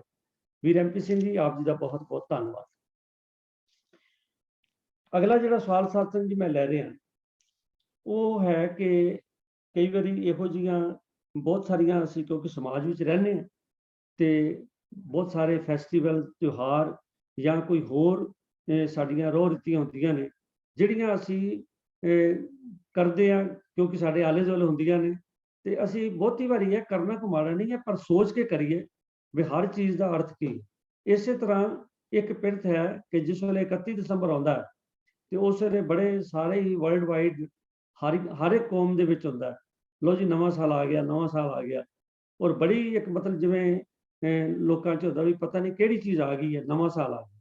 ਠੀਕ ਹੈ, ਨਵਾਂ ਸਾਲ ਜ਼ਰੂਰ ਆਇਆ, ਚੰਗੀ ਗੱਲ ਹੈ, ਪਰ ਇਹ ਨਵਾਂ ਸਾਲ ਜਿਹੜਾ ਹੈ ਇਹ ਆਪਾਂ ਕਿਵੇਂ ਮਨਾਉਣਾ ਚਾਹੀਦਾ ਹੈ। ਔਰ ਸਵਾਲਕਰਤਾ ਨੇ ਤੇ ਪੁੱਛਿਆ ਵੀ ਨਾਨਕਸ਼ਾਹੀ ਕੈਲੰਡਰ ਅਨੁਸਾਰ ਮਨਾਉਣਾ ਚਾਹੀਦਾ ਹੈ ਜਾਂ ਜਿਹੜਾ ਦੂਸਰਾ ਕੈਲੰਡਰ ਚੱਲ ਰਿਹਾ ਉਹਦੇ ਅਨੁਸਾਰ ਮਨਾਉਣਾ ਚਾਹੀਦਾ। ਸਵਾਲ ਤਾਂ ਇਹ ਹੈ, ਪਰ ਮੈਂ ਵੀ ਤਜਿੰਦਰ ਸਿੰਘ ਜੀ ਬੇਨਤੀ ਕੀਤੀ ਹੈ ਕਿ ਤੁਸੀਂ ਸਾਨੂੰ ਦੱਸੋ ਕਿ ਵੀ ਆਇਆ ਇਹਦੀ ਕੋਈ ਖਾਸ ਮਹੱਤਤਾ ਹੈ ਜਾਂ ਨਹੀਂ ਹੈ। ਹਾਂਜੀ ਵੀਰ ਤਜਿੰਦਰ ਸਿੰਘ। ਵਾਹਿਗੁਰੂ ਜੀ ਕਾ ਖਾਲਸਾ, ਵਾਹਿਗੁਰੂ ਜੀ ਵਾਹਿਗੁਰੂ ਕੀ ਜੀ ਕੀ ਫਤਿਹ। ਫਤਿਹ। ਵੀਰ ਜੀ ਨੇ ਬੜਾ ਸੋਹਣਾ ਸਵਾਲ ਜਿਹੜਾ ਹੈ ਉਹ ਚੁਣਿਆ ਹੈ ਅੱਜ ਵਿਚਾਰ ਵਾਸਤੇ। ਅਸੀਂ ਜਿਵੇਂ ਸਮਾਜ ਵਿੱਚ ਰਹਿੰਦੇ ਹਾਂ, ਸਮਾਜ ਵਿੱਚ ਕਈ ਜਿਹੜੇ ਹਨ ਤਿਉਹਾਰ ਜਿਹੜੇ ਹਨ, ਦਿਨ ਦਿਹਾੜ ਜਿਹੜੇ ਉਹ ਸਾਡੇ ਜਿਹੜੀਆਂ ਨਾਲ ਦੀਆਂ ਜਿਹੜੀਆਂ ਸਿਸਟਰ ਸਾਡੇ ਕਮਿਊਨਿਟੀਜ਼ ਹਨ, ਉਸ ਕਮਿਊਨਿਟੀ ਦੇ ਸਿਸਟਰ ਧਰਮ ਸਨ, ਉਹਨਾਂ ਦੇ ਨਾਲ ਜਿਹੜੇ ਉਹਨਾਂ ਦੇ ਮੰਨਣ ਵਾਲੇ ਹਨ ਉਹ ਉਹਨਾਂ ਨੂੰ ਮਨਾਉਂਦੇ ਹਨ, ਕਿਉਂਕਿ ਅਸੀਂ ਉਹਨਾਂ ਦੇ ਵਿੱਚ ਰਹਿੰਦੇ ਹਾਂ ਤੇ ਉਹ ਸਾਡੇ ਵਿੱਚ ਵੀ ਅਣਭੋਲੇ ਤਰੀਕੇ ਦੇ ਨਾਲ ਹੀ, ਜਦੋਂ ਸਾਨੂੰ ਆਪਣੇ ਕਲਚਰ ਦਾ ਨਹੀਂ ਪਤਾ ਹੁੰਦਾ, ਸਾਨੂੰ ਆਪਣੀ ਗੁਰਬਾਣੀ ਦੀ ਗਾਈਡਲਾਈਨਸ ਦਾ ਨਹੀਂ ਪਤਾ ਹੁੰਦਾ, ਤਾਂ ਅਸੀਂ ਅਣਭੋਲ ਤਰੀਕੇ ਨਾਲ ਹੀ ਅਨਇੰਟੈਂਸ਼ਨਲੀ ਉਹਨਾਂ ਚੀਜ਼ਾਂ ਨੂੰ ਉਸੇ ਰੰਗਤ ਵਿੱਚ ਮਨਾਉਣਾ ਸ਼ੁਰੂ ਕਰ ਦਿੰਦੇ ਹਾਂ। ਇਸ ਬਾਰੇ ਜ਼ਿਆਦਾ ਵਿਸਤਾਰ ਕਰਨ ਦੀ ਮੈਂ ਲੋੜ ਨਹੀਂ ਸਮਝਦਾ, ਆਪ ਸਾਰੇ ਸਮਝਦਾਰ ਹੋ। ਜੋ ਸਾਨੂੰ ਰਹਿਤ ਮਰਿਆਦਾ ਦੇ ਵਿੱਚ ਜਿਹੜੀ ਗਾਈਡਲਾਈਨ ਦਿੱਤੀ ਹੈ ਕਿ ਅਸੀਂ ਕਿਹੜੇ ਫੈਸਟੀਵਲ ਆਪਣੇ ਤਿਉਹਾਰ ਮਨਾਉਣੇ ਹਨ, ਉਹ ਵੀ ਡਿਟੇਲ ਸਾਰੀ ਦਿੱਤੀ ਹੋਈ ਹੈ। ਜਿਵੇਂ ਵਿਸਾਖੀ ਦਾ ਤਿਉਹਾਰ ਹੈ ਜਾਂ ਗੁਰਪੁਰਬ ਜਿਹੜੇ ਹਨ, ਸ਼ਹੀਦੀ ਦਿਵਸ ਹਨ, ਅਸੀਂ ਉਹਨਾਂ ਨੂੰ ਮਨਾਉਣਾ ਹੈ। ਲੇਕਿਨ ਇਸ ਦੇ ਬਾਵਜੂਦ ਵੀ ਅਸੀਂ ਸੰਗਰਾਂਦ, ਮੱਸਿਆ ਤੇ ਹੋਰ ਉਚੇਚੇ ਤੌਰ ਦੇ ਉੱਪਰ ਗੁਰਦੁਆਰਿਆਂ ਦੇ ਵਿੱਚ ਉਸ ਨੂੰ ਲਿਖ ਕੇ ਲਾਇਆ ਜਾਂਦਾ ਹੈ, ਜਿਹਦੇ ਨਾਲ ਕਿ ਜਿਹੜੀ ਆਮ ਜਿਹੜੀ ਸੰਗਤ ਹੈ ਉਹ ਭੁਲੇਖੇ ਵਿੱਚ ਪੈ ਜਾਂਦੀ ਹੈ ਕਿ ਇਹ ਵੀ ਸਾਡੇ ਮਨਾਉਣ ਵਾਲੇ ਦਿਨ ਹਨ। ਤੋ ਇਸੇ ਤਰ੍ਹਾਂ ਹੀ ਨਵਾਂ ਸਾਲ ਜਿਹੜਾ ਹੈ, ਜਿਹੜਾ ਕਿ ਅਸੀਂ ਕੈਲੰਡਰ ਈਅਰ, ਜਿਸ ਨੂੰ ਅਸੀਂ ਨੈਸ਼ਨਲ ਕੈਲੰਡਰ ਈਅਰ ਕਹਿੰਦੇ ਆ, ਜਿਹੜਾ ਕਿ ਜਨਵਰੀ ਤੋਂ ਦਸੰਬਰ ਤੱਕ, 1 ਜਨਵਰੀ ਤੋਂ 31 ਦਸੰਬਰ ਤੱਕ ਜਿਹੜਾ ਹੈ ਉਹ ਚੱਲਦਾ ਹੈ। ਇਸ ਜਿਹੜਾ ਕੈਲੰਡਰ ਹੈ, ਇਸ ਨੂੰ ਅਗਰ ਅਸੀਂ ਵਿਚਾਰ ਨਾਲ ਥੋੜਾ ਜਿਹਾ ਦੇਖੀਏ ਤੇ ਜਿਹੜੇ ਸਾਡੇ ਨਾਲ ਦੇ ਜਿਹੜੇ ਧਰਮ ਹਨ ਉਹ ਹਨ ਇਸਲਾਮ ਵਾਲੇ ਔਰ ਕ੍ਰਿਸਚੀਅਨਟੀ ਵਾਲੇ ਹਨ, ਔਰ ਫਿਰ ਸਿੱਖ ਧਰਮ ਹੈ। ਜਿਹੜੇ ਇਸਲਾਮ ਵਾਲੇ ਹਨ ਉਹਨਾਂ ਨੇ ਜਿਹੜਾ ਹਜ਼ਰਤ ਮੁਹੰਮਦ ਸਾਹਿਬ ਦਾ ਜਿਹੜਾ ਹਿਜਰ ਦਾ ਸਮਾਂ ਹੈ, ਡੇਟ ਹੈ, ਉਸ ਨੂੰ ਬੇਸ ਬਣਾ ਕਰਕੇ ਹਿਜਰੀ ਜਿਹੜਾ ਹੈ ਕੈਲੰਡਰ ਉਹਨਾਂ ਨੇ ਬਣਾਇਆ ਹੋਇਆ ਹੈ। ਤੋ ਇਸ ਤਰ੍ਹਾਂ ਜਿਹੜੇ ਕ੍ਰਾਈਸਟ ਦਾ ਜਿਹੜਾ ਜਨਮ ਹੈ, ਉਸ ਜਨਮ ਨੂੰ ਯਾਦ ਕਰਕੇ ਉਹਨਾਂ ਨੇ, ਹਾਲਾਂਕਿ ਜਨਮ ਜਿਹੜਾ ਉਹਨਾਂ ਦਾ ਜਿਹੜਾ ਹੈ ਉਹ 25 ਦਸੰਬਰ ਦਾ ਹੈ, ਜਿਹੜਾ ਪਿੱਛੇ ਜੇ ਵੀ ਕ੍ਰਿਸਚੀਅਨਟੀ ਨੇ ਮਨਾਇਆ ਹੈ, ਔਰ ਸਾਡੇ ਚੋਂ ਵੀ ਕਈ ਬੰਦਿਆਂ ਨੇ ਅਨੁਭਵ ਤਰੀਕੇ ਨਾਲ ਉਸ ਨੂੰ ਜਿਹੜਾ ਹੈ ਬੜੀ ਇੰਪੋਰਟੈਂਸ ਦਿੱਤੀ ਹੈ। ਲੇਕਿਨ ਇਹ ਠੀਕ ਹੈ ਕਿ ਜਿਹੜੇ ਦੂਸਰੀ ਕਮਿਊਨਿਟੀ ਦੇ ਤਿਉਹਾਰ ਹਨ, ਸਾਨੂੰ ਉਹਨਾਂ ਨੂੰ ਵੀ ਮਤਲਬ ਸਤਿਕਾਰ ਦੀ ਨਿਗਾਹ ਨਾਲ ਦੇਖਣਾ ਚਾਹੀਦਾ ਹੈ। ਲੇਕਿਨ ਕੁਐਸਚਨ ਇਹ ਹੈ ਕਿ ਅਸੀਂ ਉਹਨੂੰ ਮਨਾਉਣਾ ਹੈ ਕਿ ਨਹੀਂ ਮਨਾਉਣਾ ਹੈਗਾ, ਸਾਡੇ ਵਾਸਤੇ ਉਹਦੀ ਕੀ ਇੰਪੋਰਟੈਂਸ ਹੈ। ਕਿਉਂਕਿ ਇਹ ਜਿਹੜਾ ਨਵਾਂ ਜਿਹੜਾ ਕੈਲੰਡਰ ਹੈ, ਨੈਸ਼ਨਲ ਕੈਲੰਡਰ ਹੈ, ਇਹ ਗਵਰਨਮੈਂਟ ਆਫ ਇੰਡੀਆ ਨੇ, ਭਾਰਤ ਸਰਕਾਰ ਨੇ ਇਸ ਨੂੰ ਬਣਾਇਆ ਹੋਇਆ, ਤੇ ਇਸ ਕਰਕੇ ਸਾਡੀ ਕਈ ਜਿਹੜੀਆਂ ਇਕਨੋਮਿਕ ਐਕਟੀਵਿਟੀਜ਼ ਹਨ, ਜਿਹੜੇ ਸਾਡੇ ਸੋਸ਼ਲ ਫੰਕਸ਼ਨਸ ਹਨ, ਉਹ ਇਸ ਮੁਤਾਬਕ ਹੁੰਦੇ ਹਨ। ਲੇਕਿਨ ਸਾਡੇ ਵਾਸਤੇ ਸਿੱਖ ਰਹਿਤ ਮਰਿਆਦਾ ਵਿੱਚ ਜਾਂ ਸਾਡੇ ਇਤਿਹਾਸ ਵਿੱਚ ਕਿਤੇ ਵੀ ਜ਼ਿਕਰ ਨਹੀਂ ਆਇਆ ਕਿ ਅਸੀਂ ਇਹ ਜਿਹੜੇ ਦਿਨ ਦਿਹਾੜ ਇਹਨਾਂ ਨੂੰ ਅਸੀਂ ਮਨਾਉਣਾ ਹੈ। ਸਾਨੂੰ ਜਿਹੜੀ ਗਾਈਡਲਾਈਨ ਮਿਲੀ ਹੈ ਉਹ ਇਹ ਹੈ ਕਿ ਜਿਹੜੇ ਸਾਡੇ ਦੇਸੀ ਮਹੀਨੇ ਹਨ, ਜਿਹਨੂੰ 12 ਮਾਹ ਜਿਹੜਾ ਸਾਡੇ ਇਤਿਹਾਸ, ਸਾਡੇ ਵਿੱਚ ਗੁਰਬਾਣੀ ਵਿੱਚ ਵੀ ਆਉਂਦਾ ਹੈ, ਤੁਖਾਰੀ ਰਾਗ ਵਿੱਚ ਔਰ ਮਾਝ ਰਾਗ ਦੇ ਵਿੱਚ, ਉਸ ਦੇ ਵਿੱਚੋਂ ਸਾਨੂੰ ਮਹੀਨਿਆਂ ਦੇ ਅਨੁਸਾਰ, ਰੁੱਤਾਂ ਦੇ ਅਨੁਸਾਰ ਆਪਣੇ ਸਰੀਰ ਦੇ ਜਿਸ ਤਰ੍ਹਾਂ ਦਾ ਸਾਡਾ ਵਾਤਾਵਰਨ ਹੁੰਦਾ ਹੈ, ਉਸ ਨਾਲ ਹੀ ਸਾਨੂੰ ਸਾਰੇ ਇਹਨਾਂ ਦੇ ਵਿੱਚ ਪ੍ਰੇਰਣਾ ਹੈ ਤੇਰੀ ਕਿ ਸਾਰੇ ਸਾਧ ਵਿੱਚ ਹੀ ਅਸੀਂ ਪ੍ਰਭੂ ਦੇ ਸਿਮਰਨ ਦੇ ਨਾਲ ਅਸੀਂ ਜੁੜਨਾ ਹੈ, ਪ੍ਰਭੂ ਦੇ ਨਾਮ ਦੇ ਨਾਲ ਜੁੜਨਾ ਹੈ। ਭਾਵ ਉਹ ਕੰਮ ਕਰਨੇ ਹਨ ਕਿ ਭਾਵੇਂ ਸਰੀਰ ਤੇ ਸਾਡੀ ਗਰਮੀ ਹੋਵੇ ਤੇ ਭਾਵੇਂ ਸਾਡੇ ਸਰੀਰ ਨੂੰ ਠੰਡ ਲੱਗਦੀ ਹੋਵੇ, ਅਗਰ ਅਸੀਂ ਪ੍ਰਮਾਤਮਾ ਦਾ ਨਾਮ ਜਪਾਂਗੇ ਤੇ ਸਾਡੇ ਦਿਨ ਜਿਹੜੇ ਹਨ, ਇਹ ਸਾਰੇ ਜਿਹੜੇ ਮਹੀਨੇ ਹਨ, ਉਹ ਸੁੱਖ ਨਾਲ ਬਤੀਤ ਹੋ ਜਾਣਗੇ। ਬਾਕੀ ਇਹ ਹੈ ਕਿ ਇਹ ਵਿਚਾਰ ਹੈ ਕਿ ਅਸੀਂ ਜਿਹੜੇ ਅੱਜ ਕੱਲ੍ਹ ਮਨਾਏ ਜਾਂਦੇ ਹਨ ਉਹਦਾ ਪਰਪਸ ਕੀ ਹੈ। ਤੋ ਜਦੋਂ ਆਪਾਂ ਪੈਨਲ ਵਿੱਚ ਡਿਸਕਸ਼ਨ ਕੀਤੀ ਹੈ ਤਾਂ ਇਹ ਸਾਡੇ ਵਿੱਚ ਇੱਕ ਵਿਚਾਰ ਆਇਆ ਕਿ ਜਿਵੇਂ ਮੈਂ ਜ਼ਿਕਰ ਕਰ ਰਿਹਾ ਕਿ ਸਾਡੀ ਸਿਸਟਰ ਜਿਹੜੇ ਰਿਲੀਜਨ ਹਨ ਉਹ ਜੋ ਮਨਾਉਂਦੇ ਹਨ, ਤੇ ਸਾਡੇ ਅੰਦਰ ਵੀ ਇਹ ਚਾਹ ਪੈਦਾ ਹੋ ਜਾਂਦਾ ਵੀ ਅਸੀਂ ਉਹਨਾਂ ਨੂੰ ਮਨਾਈਏ। ਤੇ ਇਹ ਨਿਊ ਈਅਰ ਦਾ ਜਿਹੜਾ ਡੇ ਹੈ, ਇਸ ਨੂੰ ਹੋਟਲਾਂ ਦੇ ਵਿੱਚ ਮਨਾਉਣ ਦੀ ਜਿਹੜੀ ਆ ਉਹ ਪਿਰਤ ਪੈ ਗਈ। ਤੋ ਉਸ ਪਿਰਤ ਦਾ ਸਦਕਾ ਹੋਟਲਾਂ ਵਿੱਚ ਜਾ ਕਰਕੇ ਨਾਚ ਗਾਣੇ ਕਰਨੇ ਔਰ ਸ਼ਰਾਬਾਂ ਪੀਣੀਆਂ, ਫਿਰ ਹੋਰ ਵੀ ਜਿਹੜੇ ਕ੍ਰਾਈਮ ਜਿਹੜੇ ਹਨ ਉਹ ਹੁੰਦੇ ਹਨ। ਤੋ ਜਿਹੜੇ ਸਾਡੇ ਕੌਮ ਦੇ ਜਿਹੜੇ ਸੂਝਵਾਨ ਬੰਦੇ ਸਨ, ਉਹਨਾਂ ਨੇ ਸੋਚਿਆ ਕਿ ਅਸੀਂ ਇਹਨਾਂ ਦੀ ਮਾਈਂਡ ਨੂੰ ਡਾਇਵਰਟ ਕਰੀਏ, ਕਿ ਬਜਾਏ ਇਸ ਦੇ ਕਿ ਹੋਟਲਾਂ ਅੰਦਰ ਜਾ ਕਰਕੇ ਗਲਤ ਪਾਰਟੀਆਂ ਦੇ ਵਿੱਚ ਸ਼ਾਮਲ ਹੋਣ ਔਰ ਗਲਤ ਚੀਜ਼ਾਂ ਦੇ ਪਦਾਰਥ ਦਾ ਸੇਵਨ ਕਰਨ, ਆਪਣੀਆਂ ਗਲਤ ਜਿਹੜੀਆਂ ਹੈਬਿਟਸ ਨੂੰ ਅਕਵਾਇਰ ਕਰਨ, ਤੇ ਕਿਉਂ ਨਾ ਇਹਨਾਂ ਨੂੰ ਗੁਰੂ ਘਰਾਂ ਵਿੱਚ ਬੁਲਾ ਕਰਕੇ ਤੇ ਅਸੀਂ ਉਹਨਾਂ ਨੂੰ ਗੁਰਬਾਣੀ ਦੇ ਕੀਰਤਨ ਦੇ ਨਾਲ ਜੋੜੀਏ, ਨਾਮ ਸਿਮਰਨ ਦੇ ਨਾਲ ਜੋੜੀਏ, ਤਾਂ ਕਿ ਜਿਹੜਾ ਸਮਾਂ ਇਹਨਾਂ ਨੇ ਉੱਥੇ ਜਾ ਕੇ ਬਰਬਾਦ ਕਰਨਾ ਹੈ ਉਹ ਬਰਬਾਦ ਨਾ ਕਰਨ, ਤੇ ਇਹ ਤੇ ਆਪਣੇ ਜਿਹੜਾ ਮਿਲ ਸਾਧ ਸੰਗਤ ਭਜ ਕੇਵਲ ਨਾਮ, ਸਾਧ ਸੰਗਤ ਦੇ ਵਿੱਚ ਜੜ ਕਰਕੇ ਕੋਈ ਗੁਰਬਾਣੀ ਦੇ ਨਾਲ ਜੁੜਨ, ਤਾਂ ਕਿ ਇਹਨਾਂ ਦੀ ਆਤਮਾ ਨੂੰ ਪ੍ਰੇਰਣਾ ਮਿਲੇ, ਚੰਗੇ ਪਾਸੇ ਤੁਰਨ ਵਾਸਤੇ। ਤੋ ਇਹਦੇ ਨਾਲ ਇਹ ਜਸਟੀਫਿਕੇਸ਼ਨ ਨਹੀਂ ਹੈ ਕਿ ਸਾਡੇ ਵਾਸਤੇ ਨਵਾਂ ਸਾਲ ਮਨਾਉਣਾ ਜ਼ਰੂਰੀ ਹੈ, ਲੇਕਿਨ ਕਿਉਂਕਿ ਕੌਮ ਦੇ ਜਿਹੜੇ ਬਜ਼ੁਰਗ ਬੰਦੇ ਹਨ, ਸਿਆਣੇ ਬੰਦੇ ਹਨ, ਉਹਨਾਂ ਨੇ ਇਸ ਡਾਇਵਰਟ ਕਰਨ ਵਾਸਤੇ, ਨੌਜਵਾਨਾਂ ਦੀ ਬਿਰਤੀ ਨੂੰ ਇਸ ਪਾਸੇ ਜੋੜਨ ਵਾਸਤੇ ਕੀਤਾ ਹੈ, ਤਾਂ ਇਹਦੇ 'ਚ ਕੋਈ ਹਰਜ ਨਹੀਂ ਹੈ। ਲੇਕਿਨ ਇਸ ਨੂੰ ਨਵਾਂ ਸਾਲ ਮਨਾਇਆ ਨਾ ਸਮਝਿਆ ਜਾਏ। ਅਸੀਂ ਸਿਰਫ ਸਾਧ ਸੰਗਤ ਵਿੱਚ ਜੁੜ ਰਹੇ ਹਾਂ ਉਸ ਦਿਨ ਜਿਸ ਦਿਨ ਕਿ ਦੂਸਰੇ ਲੋਕ ਜਿਹੜੇ ਹਨ ਉਹ ਕਲੱਬਾਂ ਵਿੱਚ ਜਾ ਕਰਕੇ ਜਿਹੜੇ ਆਪਣੀ ਐਸ਼ੋ ਇਸ਼ਰਤ ਕਰਦੇ ਹਨ। ਤੋ ਇਹ ਮੈਂ ਸਮਝਦਾ ਕਿ ਨਵਾਂ ਸਾਲ ਦਾ ਮਕਸਦ ਇਹ ਹੈਗਾ, ਜਿੱਥੇ ਤੱਕ ਨਾਨਕਸ਼ਾਹੀ ਕੈਲੰਡਰ ਦਾ ਹੈਗਾ, ਅਸੀਂ ਕਿਸੇ ਨੂੰ ਵੀ ਮਨਾਉਣ ਦੇ ਹੱਕ ਵਿੱਚ ਨਹੀਂ ਹਾਂ, ਕਿਉਂਕਿ ਮਨਾਉਣ ਤੋਂ ਭਾਵ ਹੁੰਦਾ ਕਿ ਮੰਨਣਾ। ਹਾਂ, ਇਹ ਠੀਕ ਹੈ ਕਿ ਨਾਨਕਸ਼ਾਹੀ ਕੈਲੰਡਰ ਦੇ ਮੁਤਾਬਕ ਅਸੀਂ ਆਪਣੇ ਦਿਨ ਦਿਹਾੜ, ਗੁਰਪੁਰਬ, ਸ਼ਹੀਦੀ ਦਿਵਸ ਮਨਾਈਏ, ਇਹ ਠੀਕ ਹੈ, ਪ੍ਰੇਰਨਾ ਸਾਡੇ ਵਾਸਤੇ। ਲੇਕਿਨ ਇਸ ਤੋਂ ਬਾਅਦ ਮੈਂ ਨਹੀਂ ਸਮਝਦਾ ਕਿ ਨਾਨਕਸ਼ਾਹੀ ਕੈਲੰਡਰ ਨੂੰ ਜਾਂ ਕਿਸੇ ਹੋਰ ਕੈਲੰਡਰ ਨੂੰ ਮਨਾਉਣ ਦੀ ਜਿਹੜੀ ਜ਼ਰੂਰਤ ਹੈ। ਆਸ ਹੈ ਇਸ ਵਿਸ਼ੇ ਤੇ ਹੋਰ ਵੀ ਵਿਚਾਰ ਆ ਸਕਦੇ ਹਨ, ਲੇਕਿਨ ਮੈਂ ਜਿੰਨੀ ਕੁ ਬੇਨਤੀ ਕਰ ਸਕਿਆ ਆਪ ਪ੍ਰਵਾਨ ਕਰੋਗੇ। ਵਾਹਿਗੁਰੂ ਜੀ ਕਾ ਖਾਲਸਾ, ਵਾਹਿਗੁਰੂ ਜੀ ਕੀ ਫਤਿਹ। ਵੀਰ ਜੀ ਨੇ ਬੜੇ ਅੱਛੇ ਤਰੀਕੇ ਨਾਲ ਸਾਨੂੰ ਦੱਸਿਆ। ਤੋ ਸਾਧ ਸੰਗਤ ਜੀ, ਗੱਲ ਤੇ ਹੈ ਕਿ ਸਾਨੂੰ ਹਰ ਅਪਰਚੁਨਿਟੀ ਜਿਹੜੀ ਹੈ ਉਹਨੂੰ ਇਨਕੈਸ਼ ਕਰਨਾ ਚਾਹੀਦਾ। ਵੀਰ ਜੀ ਨੇ ਬੜਾ ਦਰੁਸਤ ਦੱਸਿਆ ਕਿ ਕਿਉਂਕਿ ਸਾਡੇ ਆਲੇ ਦੁਆਲੇ ਜਿਹੜਾ ਇਸ ਦਿਨ ਨੂੰ ਬੜਾ ਹੀ ਉਚੇਚਾ ਮਨਾਇਆ ਜਾਂਦਾ। ਤੁਸੀਂ ਦੇਖੋ ਬਈ ਬੜੀ ਭਾਰੀ ਗਿਣਤੀ ਵਿੱਚ ਨਵੇਂ ਸਾਲ ਤੇ ਲੋਕੀ ਇੱਕ ਦੂਜੇ ਨੂੰ ਆਪਣਾ ਵਧਾਈ ਦੇ ਕਾਰਡ ਭੇਜਦੇ ਨੇ, ਔਰ ਕਈ ਤਰ੍ਹਾਂ ਨਾਲ ਹੋਰ ਮਤਲਬ ਹੈ ਕਿ ਕਈ ਥਾਂ ਤੇ ਮੈਂ ਦੇਖਿਆ ਵੀ ਉਹ ਆਪਸ ਮਠਿਆਈਆਂ ਦੇ ਆਦਾਨ ਪ੍ਰਦਾਨ ਕਰਦੇ ਨੇ। ਤੋ ਪਰ ਸਾਡਾ ਇੱਕ ਸਿੱਖ ਦਾ ਫਰਜ਼ ਹੈ ਕਿ ਕੋਈ ਵੀ ਅਪਰਚੁਨਿਟੀ ਹੈ ਅਸੀਂ ਉਹਨੂੰ ਅਨਕੈਸ਼ ਕਰੀਏ। ਜਿਵੇਂ ਵੀਰ ਜੀ ਨੇ ਦੱਸਿਆ ਕਿ ਉਸ ਦਿਨ ਬਜਾਏ ਕਿ ਕਲੱਬਾਂ 'ਚ ਜਾਣ ਦੇ ਔਰ ਪੱਬਾਂ 'ਚ ਜਾਣ ਦੇ, ਗੁਰਦੁਆਰਾ ਸਾਹਿਬ ਜਾ ਕੇ ਜੇਕਰ ਆਪਾਂ ਆਪਣੀ ਨੌਜਵਾਨ ਪੀੜ੍ਹੀ ਨੂੰ ਗੁਰਬਾਣੀ ਨਾਲ ਜੋੜੀਏ ਤਾਂ ਇਹ ਇੱਕ ਮੌਕਾ ਹੈ। ਕੋਈ ਵੀ ਮੌਕਾ ਜਿਹੜਾ ਖੁੰਝਣਾ ਨਹੀਂ ਚਾਹੀਦਾ ਜੇਕਰ ਉਹਨੂੰ ਅਸੀਂ ਪੋਜ਼ਿਟਿਵ ਵੇ ਨਾਲ ਮਨਾਇਆ ਜਾਏ। ਉਂਝ ਜਿਹੜਾ ਕਿਸੇ ਇੱਕ ਦਿਨ ਦੀ ਮਹੱਤਤਾ ਤੇ ਹੈ ਹੀ ਨਹੀਂ ਹੈ।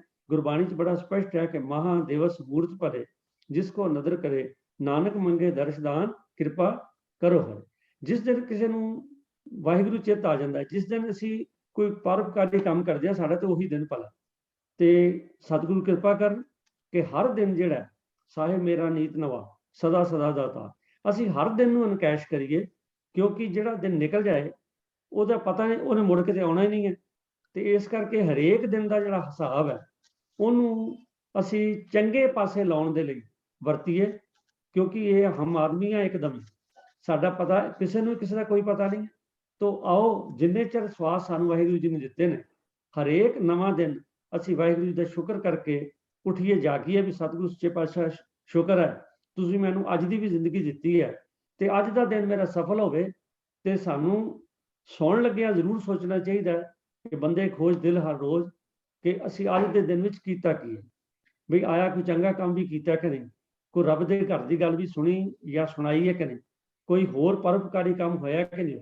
ਐਵੇਂ ਦਿਨ ਨੂੰ ਧੱਕਾ ਨਾ ਦੇਈ ਜਾਈਏ। ਸਤਿਗੁਰੂ ਜੀ ਕਿਰਪਾ ਕਰਨ, ਸਾਡਾ ਤਾਂ ਹਰ ਦਿਨ, ਜੋ ਵੀਰ ਜੀ ਨੇ ਦੱਸਿਆ, ਸਾਡਾ ਹਰ ਦਿਨ ਹੀ ਨਵਾਂ। ਇਸ ਕਰਕੇ ਨਵਾਂ ਸਾਲ ਪਾਰਟੀਕੂਲਰਲੀ ਕੋਈ ਡੇ ਜਿਹੜਾ ਉਹਦੀ ਕੋਈ ਸਪਿਰਿਚੁਅਲਿਟੀ 'ਚ ਮਹੱਤਤਾ ਨਹੀਂ ਹੈ। ਤੋ ਆਓ ਜੇਕਰ ਜਿਹੜੇ ਚੀਜ਼ ਸਾਡੇ ਅਗਰ ਆਲੇ ਦੁਆਲੇ ਮਨਾਇਆ ਹੀ ਜਾਂਦਾ ਤੇ ਆਓ ਉਹਨੂੰ ਅਸੀਂ ਇਸ ਪਾਸੇ ਲਿਜਾਈਏ, ਚੰਗੇ ਪਾਸੇ ਲਿਜਾਈਏ। ਵਾਹਿਗੁਰੂ ਜੀ ਕਿਰਪਾ ਕਰਨ। ਹਾਂ, ਇੱਕ ਗੱਲ ਜ਼ਰੂਰ ਮੈਂ ਬੇਨਤੀ ਕਰਾਂਗਾ ਕਿ ਸਾਨੂੰ ਆਪਣੇ ਸੱਭਿਆਚਾਰ ਨਾਲ ਜੁੜਨ ਦੀ, ਜਿਵੇਂ ਵੀਰ ਜੀ ਨੇ ਗੱਲ ਕੀਤੀ ਹੈ ਨਾ, ਤੋ ਸਾਨੂੰ ਇਹ ਤਾਂ ਪਤਾ ਵੀ 1 ਜਨਵਰੀ ਨੂੰ ਨਵਾਂ ਸਾਲ ਸ਼ੁਰੂ ਹੁੰਦਾ ਹੈ, ਪਰ ਹੋ ਸਕਦਾ ਹੈ, ਮੈਂ ਇਹ ਕੁਐਸਚਨ ਹੀ ਛੱਡਦਾ ਸੰਗਤ ਲਈ, ਕਿ ਸਾਨੂੰ ਇਹ ਵੀ ਪਤਾ ਕਿ ਨਹੀਂ ਕਿ ਨਾਨਕਸ਼ਾਹੀ ਕੈਲੰਡਰ, ਨਾਨਕਸ਼ਾਹੀ ਜਿਹੜਾ ਸੰਮਤ ਹੈ ਉਹ ਕਿਸ ਤਰੀਕ ਨੂੰ ਸ਼ੁਰੂ ਹੁੰਦਾ ਹੈ। ਆਪਾਂ ਜੇ ਜਨਵਰੀ, ਫਰਵਰੀ, ਮਾਰਚ ਦੀ ਗੱਲ ਲਈਏ ਨਾ, ਤਾਂ ਕਿਸ ਤਰੀਕ ਨੂੰ ਸ਼ੁਰੂ ਹੁੰਦਾ ਹੈ। ਵੀਰ ਤੇਜਿੰਦਰ ਸਿੰਘ ਜੀ ਨੇ ਕੁਝ ਗੱਲ ਕਰਨੀ ਹੈ, ਮੈਂ ਬੇਨਤੀ ਕਰਾਂ ਉਹ ਕੰਪਲੀਟ ਕਰ ਦੇਣ। ਨਹੀਂ, ਮੈਂ ਕੋਈ ਗੱਲ ਜ਼ਿਆਦਾ ਵਾਧੂ ਨਹੀਂ ਕਰਨੀ ਹੈਗੀ। ਮੈਂ ਜਿਵੇਂ ਤੁਸੀਂ ਐਕਸਪਲੇਨ ਕਰ ਰਹੇ ਹੋ, ਬਹੁਤ ਵਧੀਆ ਐਕਸਪਲੇਨ ਕਰ ਰਹੇ ਹੋ। ਸਾਨੂੰ ਇਹ ਸਮਝਣਾ ਚਾਹੀਦਾ ਹੈ ਕਿ ਅਸੀਂ ਆਪਣੇ ਬੱਚਿਆਂ ਨੂੰ ਹੁਣੇ ਤੋਂ ਹੀ ਪ੍ਰੇਰਨਾ ਕਰੀਏ ਕਿ ਇਹ ਨਵਾਂ ਸਾਲ ਕੁਝ ਨਹੀਂ ਹੈਗਾ ਸਾਡੇ ਵਾਸਤੇ। ਨਿਤਾ ਇਹ ਨਹੀਂ ਹੋ ਸਕਦਾ ਵੀ ਅਸੀਂ ਜਿਹੜਾ ਆਪਣਾ ਕੋਈ ਨਿਤਨੇਮ ਚੇਂਜ ਕਰ ਦੇਣਾ ਜਾਂ ਕੁਝ ਕਰ ਦੇਣਾ ਹੈ। ਜਿਵੇਂ ਮਸਕੀਨ ਜੀ ਨੇ ਬੜਾ ਸੋਹਣਾ ਕਿਹਾ ਹੈ ਕਿ ਸਾਨੂੰ ਤੇ ਦਿਨ ਦਾ ਹੀ ਨਹੀਂ ਪਤਾ ਹੈਗਾ।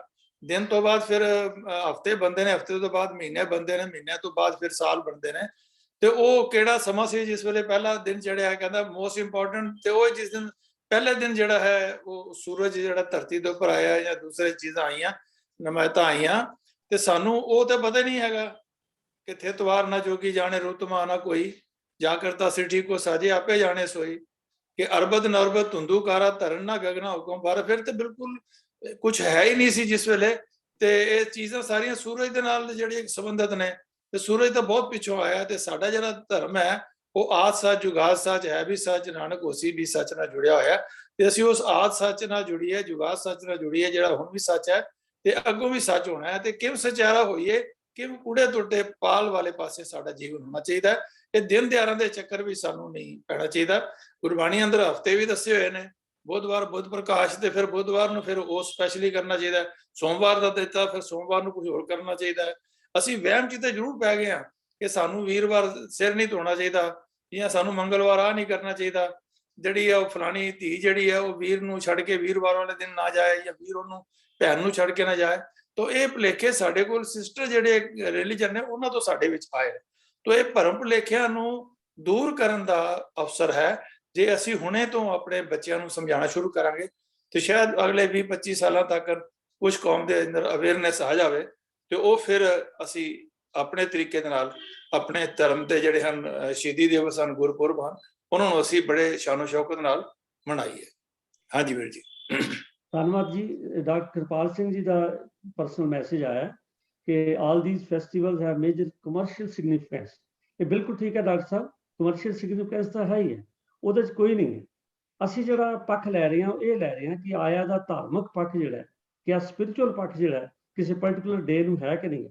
ਜਿੱਥੋਂ ਤੱਕ ਤੁਹਾਡੀ ਇਹ ਵਿਚਾਰ ਹੈ commercial significance, we do agree, ਉਹ ਠੀਕ ਹੈ ਜੀ। ਔਰ ਹਰ ਜਿਹੜਾ ਕਮਰਸ਼ੀਅਲ ਅਦਾਰਾ ਹੈ, ਮੈਂ ਹੁਣੇ ਜਿਵੇਂ ਬੇਨਤੀ ਕੀਤੀ ਸੀ ਕਿ ਲੋਕੀ ਨਿਊ ਈਅਰ ਕਾਰਡ ਔਰ ਹੋਰ ਕਈ ਕੁਛ ਐਕਸਚੇਂਜ ਕਰਦੇ ਨੇ, ਗਿਫਟ ਐਕਸਚੇਂਜ ਕਰਦੇ ਨੇ, ਦੇ ਉਹਨਾਂ ਦੀ ਵੀ ਕਮਰਸ਼ੀਅਲ ਸਿਗਨੀਫਿਕੈਂਸ ਤਾਂ ਹੈ, ਉਹ ਆਪਣੀ ਥਾਂ ਤੇ ਠੀਕ ਹੈ। ਪਰੰਤੂ ਜਿਹੜੀ ਇੱਥੇ ਇਹ ਸਵਾਲ ਹੈ ਉਹ ਇਸ ਕਰਕੇ ਡਿਸਕਸ ਹੋ ਰਿਹਾ ਕਿ ਆਇਆ ਇਹਦੀ ਕੋਈ ਸਪਿਰਿਚੁਅਲ ਵੈਲਿਊ ਉਸ ਦੇਸ਼ ਦੀ ਪਰਟੀਕੂਲਰ ਕੋਈ ਹੈ, ਤਾਂ ਉਹਦੇ ਬਾਰੇ ਵੀਰ ਜੀ ਨੇ ਦੱਸਿਆ ਕਿ ਨਹੀਂ, ਸਾਰੇ ਦਿਨ ਜਿਹੜੇ ਨੇ ਬਰਾਬਰ ਨੇ। ਤੋ ਡਾਕਟਰ ਸਾਹਿਬ ਨੇ ਸਾਕਿਕਰ ਸਿੰਘ ਨੇ ਲਿਖਿਆ ਕਿ ਨਾਨਕਸ਼ਾਹੀ ਕੈਲੰਡਰ ਜਿਹੜਾ 14 ਮਾਰਚ 1 ਚੇਤ ਤੋਂ ਸ਼ੁਰੂ ਹੁੰਦਾ ਹੈ।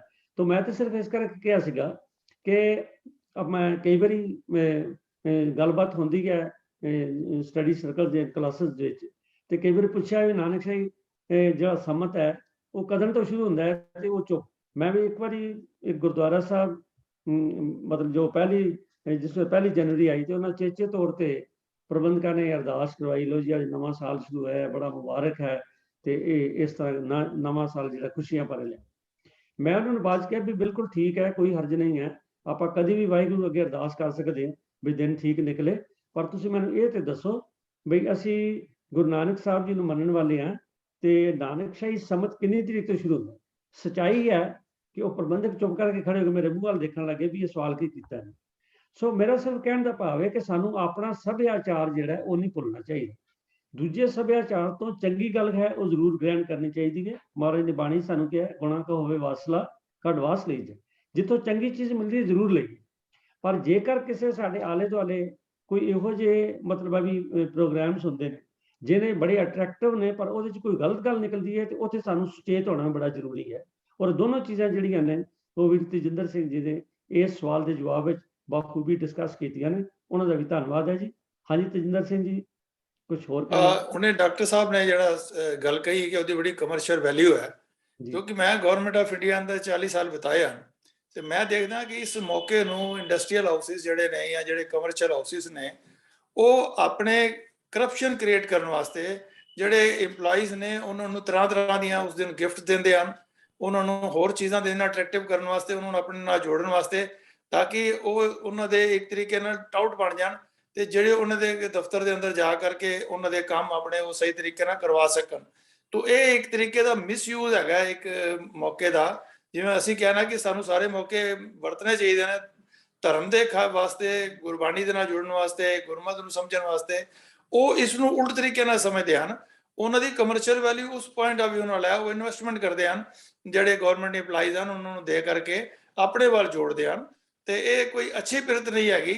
ਨਵਾਂ ਸਾਲ ਜਿਹੜਾ ਮਨਾਉਣਾ ਹੈ ਬੇਸਿਕਲੀ ਤੇ ਉਹ ਜਿਹੜਾ ਕ੍ਰਿਸਚੀਅਨਟੀ ਦੇ ਨਾਲ ਕਨੈਕਟਡ ਹੈਗਾ, ਉਹ ਹਜ਼ਰਤ ਜਿਹੜੇ ਆਪਣਾ ਜੀਸਸ ਕ੍ਰਾਈਸਟ ਹਨ ਉਹਨਾਂ ਦੇ ਨਾਲ ਸੰਬੰਧਿਤ ਹੈ, ਉਹਨਾਂ ਦੇ ਜੀਵਨ ਤੋਂ ਕ੍ਰਿਸਚੀਅਨਟੀ ਨੂੰ ਪ੍ਰੇਰਨਾ ਲੈਣੀ ਚਾਹੀਦੀ ਹੈ। ਲੇਕਿਨ ਇਹ ਜਿਹੜੀ ਚੀਜ਼ਾਂ ਇਸ ਦਿਨ ਕਰਪਸ਼ਨ ਵਿੱਚ ਆ ਜਾਂਦੀਆਂ ਹਨ, ਇਹਨਾਂ ਨੂੰ ਬੜੀ ਜਿਹੜੀ ਆ ਉਹ ਸਾਨੂੰ ਥੱਲੇ ਡਾਊਨ ਕਰਨ ਦੀ ਜ਼ਰੂਰਤ ਹੈਗੀ ਹੈ। ਇਹਨੂੰ ਸਾਨੂੰ ਆਪਣਾ ਮਨਾ ਕਰਨਾ ਚਾਹੀਦਾ ਹੈ ਕਿ ਇਹੋ ਜਿਹੀ ਚੀਜ਼ਾਂ ਵੀ ਸਾਡਾ ਗੁਰਸਿੱਖ ਵੀਰ ਨਾ ਫਸਣ, ਕੋਈ ਵੀ ਨਾ ਫਸੇ, ਕਿਉਂਕਿ ਉਹਨਾਂ ਦੀ ਕਮਰਸ਼ੀਅਲ ਜਿਹੜਾ ਉਹ ਇੰਟਰਸਟ ਹੈ। ਹਾਂਜੀ ਬਿਲਕੁਲ ਠੀਕ ਹੈ ਜੀ, ਆਪਣਾ ਵਿਵੇਕ ਖੁੱਲਾ ਰੱਖਣਾ ਚਾਹੀਦਾ ਤੇ ਹਰੇਕ ਮੌਕੇ ਨੂੰ ਚੰਗੀ ਚੀਜ਼ ਲਈ ਵਰਤੀਏ। ਤੇ ਆ ਜਿਹੜੀ ਗੱਲ ਵੀਰ ਜੀ ਦੱਸੀ ਹੈ ਬਿਲਕੁਲ ਵਾਰਨਿੰਗ ਵਾਲੀ ਹੈ, ਤੇ ਸਗੋਂ ਸਾਨੂੰ ਧਿਆਨ ਰੱਖਣਾ ਚਾਹੀਦਾ ਇਸ ਗੱਲ ਦਾ ਕਿ ਆਇਆ ਇਹਨਾਂ ਮੌਕਿਆਂ ਤੇ ਇਹਨਾਂ ਨੂੰ ਕੋਈ ਉਹਨਾਂ ਦਾ ਗਲਤ ਯੂਜ਼ ਨਾ ਕਰੇ। ਔਰ ਦੂਸਰਿਆਂ ਦੀ ਤੇ ਜੇ ਗਰੰਟੀ ਨਹੀਂ ਤੇ ਘੱਟੋ ਘੱਟ ਅਸੀਂ ਆਪ ਜ਼ਰੂਰ ਸੁਚੇਤ ਹੋਈਏ, ਕਿਉਂਕਿ ਕਈ ਵਾਰ ਹੁੰਦਾ ਜਿਹੜੀ ਪਿਰਤ ਪੈ ਜਾਏ ਉਹਦਾ ਮਤਲਬ ਹੈ ਵੀ ਆਪਾਂ ਜਿਹਦੇ ਕੋਲੋਂ ਲੰਘੀਏ ਉਹਦੇ ਕੁਛ ਨਾ ਅਸਰ ਤੇ ਜ਼ਰੂਰ ਖਰਬੂਜੇ ਨੂੰ ਦੇਖ ਕੇ ਖਰਬੂਜੇ ਦਾ ਰੰਗ ਛੱਡਦਾ। ਤਾਂ ਅਸੀਂ ਆਪਣੇ ਤੌਰ ਤੇ ਸੁਚੇਤ ਹੋਣਾ ਕਿ ਇਹਨਾਂ ਮੌਕਿਆਂ ਨੂੰ ਅਸੀਂ ਕਿਤੇ ਇਸ ਪਾਸੇ ਨਾ ਲੈ ਜਾਈਏ, ਲਾਲਚ ਵਾਲੇ ਪਾਸੇ, ਕਰਪਸ਼ਨ ਵਾਲੇ ਪਾਸੇ ਨਾ ਲੈ ਜਾਈਏ। ਹਰ ਦਿਨ ਨੂੰ ਜਿਹੜਾ ਮੈਂ ਤੇ ਪਹਿਲੇ ਕੀਤੀ, ਹਰ ਦਿਨ ਨੂੰ ਅਨਕੈਸ਼ ਕਰੀਏ ਕਿ ਇਹ ਦਿਨ ਮੁੜ ਕੇ ਨਹੀਂ ਆਉਣਾ। ਆਓ ਇਸ ਤੋਂ ਵੱਧ ਇਹਦਾ ਜਿਹੜਾ ਕੋਈ ਲਾਭ ਲਈਏ, ਲਾਭ ਤੋਂ ਭਾਵ ਹੈ ਕੋਈ ਚੰਗਾ ਕੰਮ ਕਰੀਏ। ਸਤਿਗੁਰੂ ਜੀ ਕਿਰਪਾ ਕਰਨ, ਸਾਡੇ ਵਿਵੇਕ ਖੁੱਲੇ ਰਹਿਣ। ਵੀਰ ਤੇਜਿੰਦਰ ਸਿੰਘ ਜੀ ਆਪ ਜੀ ਦਾ ਫੇਰ ਇੱਕ ਵਾਰੀ ਧੰਨਵਾਦ ਹੈ। ਤੋ ਸਾਧ ਸੰਗਤ ਜੀ ਇੱਕ ਸਵਾਲ ਹੋਰ, ਸਾਡੇ ਕੋਲ ਸਵਾਲ ਦੋ ਹੋਰ ਨੇ, ਪਰ ਇੱਕ ਸਵਾਲ ਲੈ ਲੈਂਦੇ ਹਾਂ। ਉਹ ਸਵਾਲ ਹੈਗਾ ਜੀ ਕਿ ਡਾਕਟਰ ਕਿਰਪਾਲ ਸਿੰਘ ਜੀ ਨੇ ਸਵਾਲ ਕੀਤਾ ਸੀ ਪਿਛਲੀ ਵਾਰੀ ਕਿ ਰਾਜ ਬਿਨਾਂ ਨਾ ਧਰਮ ਚੱਲੇ ਹੈ, ਧਰਮ ਬਿਨਾਂ ਸਭ ਦਲੇ ਮਲੇ ਹੈ, ਵੀ ਇਹਦੀ ਕੀ ਸਿਗਨੀਫਿਕੈਂਸ ਹੈ। ਤੇ ਮੈਂ ਬੇਨਤੀ ਕਰਨ ਲੱਗਾ ਭੈਣ ਮਨਿੰਦਰ ਕੌਰ ਜੀ, ਕਿਰਪਾ ਕਰਕੇ ਸੰਖੇਪ ਵਿੱਚ ਦੱਸੋ ਜੀ। ਹਾਂਜੀ, ਅਨਮਿਊਟ ਕਰ ਲਓ ਭੈਣ ਮਨਿੰਦਰ ਕੌਰ।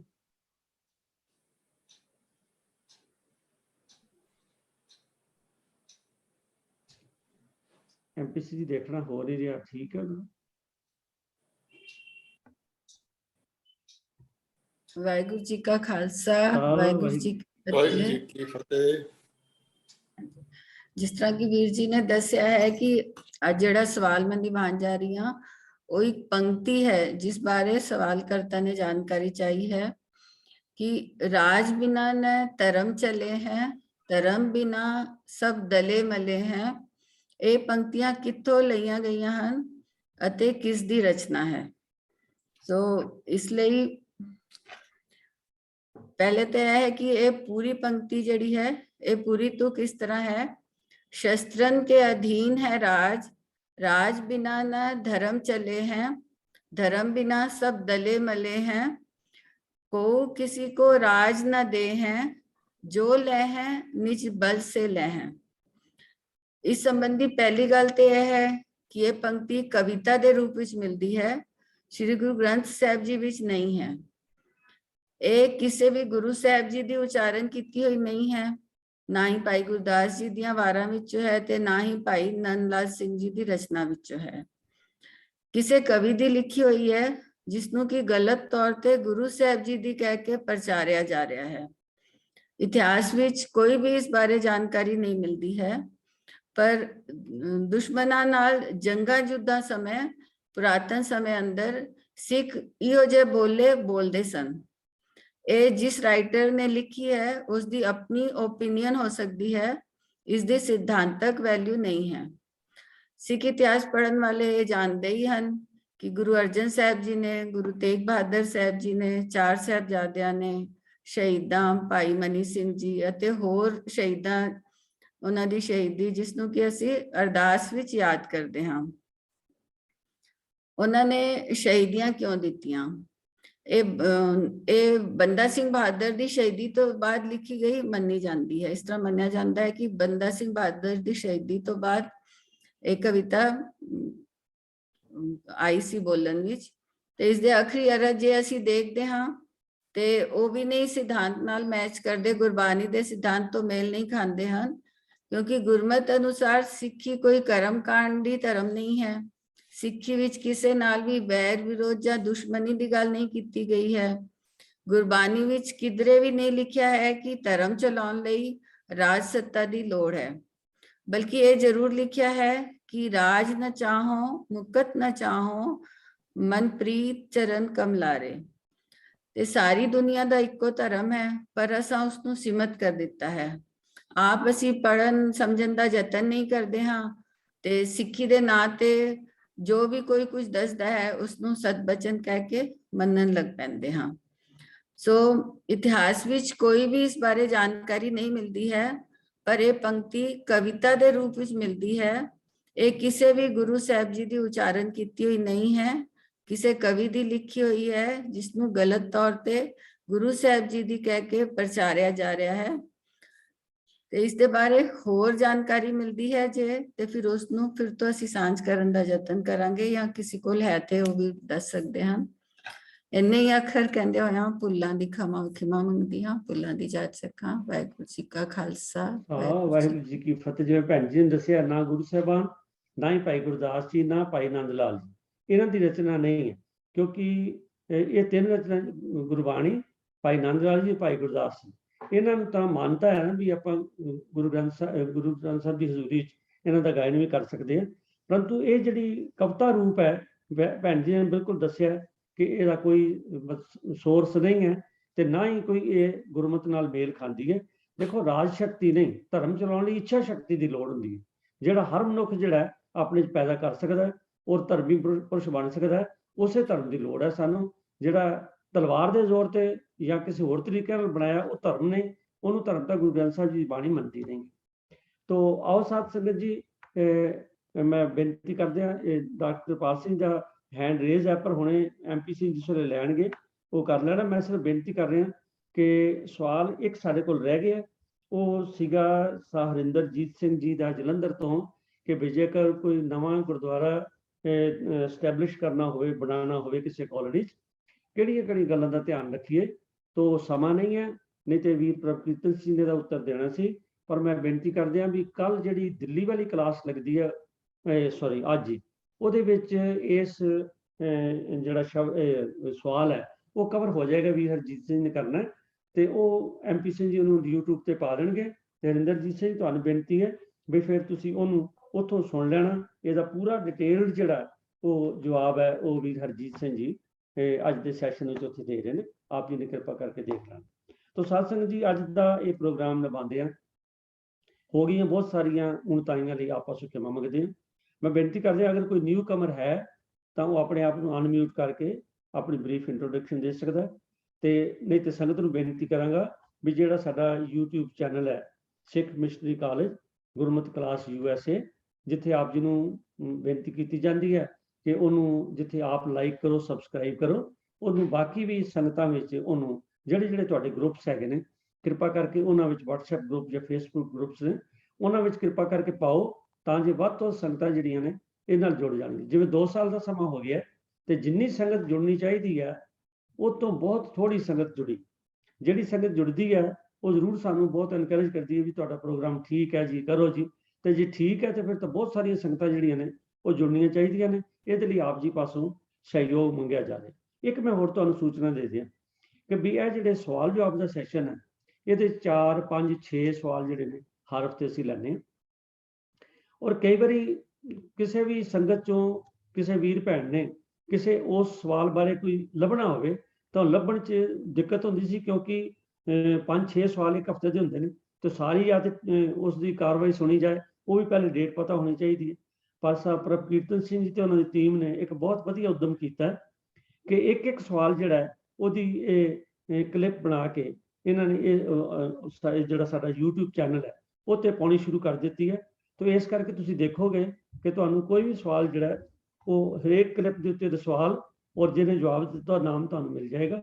ਤੋ ਇਹ ਇੱਕ ਬੜੀ ਮੈਂ ਸਮਝਦਾ ਉਹਦਾ ਸ਼ਲਾਘਾਯੋਗ ਕੰਮ ਹੈ ਤੇ ਇਹਦੇ ਨਾਲ ਜਿੱਥੇ ਸਾਨੂੰ ਸੰਗਤ ਨੂੰ ਕਾਫੀ ਇਹਦਾ ਫਾਇਦਾ ਹੋਏਗਾ, ਉੱਥੇ ਮੈਂ ਸਮਝਦਾ ਵੀ ਇਹ ਜਿਹੜਾ ਸਾਡਾ ਚੈਨਲ ਹੈ ਇਹ ਵੀ ਥੋੜਾ ਜਿਹਾ ਹੋਰ ਅਟਰੈਕਟਿਵ ਬਣੇਗਾ। ਅਟਰੈਕਟਿਵ ਦਾ ਮਤਲਬ ਸਾਡੀ ਕੋਈ ਕਮਰਸ਼ੀਅਲ ਸੋਚ ਨਹੀਂ ਹੈ, ਸਿਰਫ ਇਹ ਸੋਚ ਹੈ ਕਿ ਆਪ ਜਪੈ ਅਵਰਾ ਨਾਮ ਜਪਾਵੇ, ਤਾਂ ਜੇ ਇਹ ਗੁਰੂ ਦਾ ਜਿਹੜਾ ਪ੍ਰਸ਼ਾਦ ਹੈ ਇਹ ਵੱਧ ਤੋਂ ਵੱਧ ਸੰਗਤਾਂ ਜਿਹੜਾ ਉਹ ਵੰਡਿਆ ਜਾ ਸਕੇ।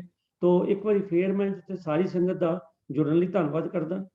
ਉੱਥੇ ਆਪ ਜੀ ਵੱਲੋਂ ਭੇਜੇ ਜਾਣ ਵਾਲੇ ਜਿਹੜੇ ਸਵਾਲ ਨੇ ਔਰ ਆਪ ਜੀ ਦੇ ਵੱਲੋਂ ਦਿੱਤੀ ਇਨਪੁਟ, ਆਪ ਜੀ ਵੱਲੋਂ ਸੁਝਾਅ ਜਿਹੜੇ ਨੇ ਉਹਨਾਂ ਲਈ ਹਮੇਸ਼ਾ ਅਸੀਂ ਉਡੀਕਦੇ ਰਹਿੰਦੇ ਹਾਂ। ਕਿਰਪਾ ਕਰੋ, ਸਵਾਲ ਭੇਜਦੇ ਰਹੋ, ਆਪਣੇ ਸੁਝਾਅ ਭੇਜਦੇ ਰਹੋ, ਔਰ ਤਾਂ ਜੀ ਇਹ ਪੈਨਲ ਜਿਹੜਾ ਉਹ ਤੁਹਾਡੀ ਸੇਵਾ ਜਿਹੜਾ ਇਸੇ ਤਰ੍ਹਾਂ ਵੱਧ ਸਤਿਕਾਰ ਕਰਦਾ ਰਹੇ। ਭੁੱਲਾਂ ਦੀ ਖਿਮਾ। ਵਾਹਿਗੁਰੂ ਜੀ ਕਾ ਖਾਲਸਾ, ਵਾਹਿਗੁਰੂ ਜੀ ਕੀ ਫਤਿਹ।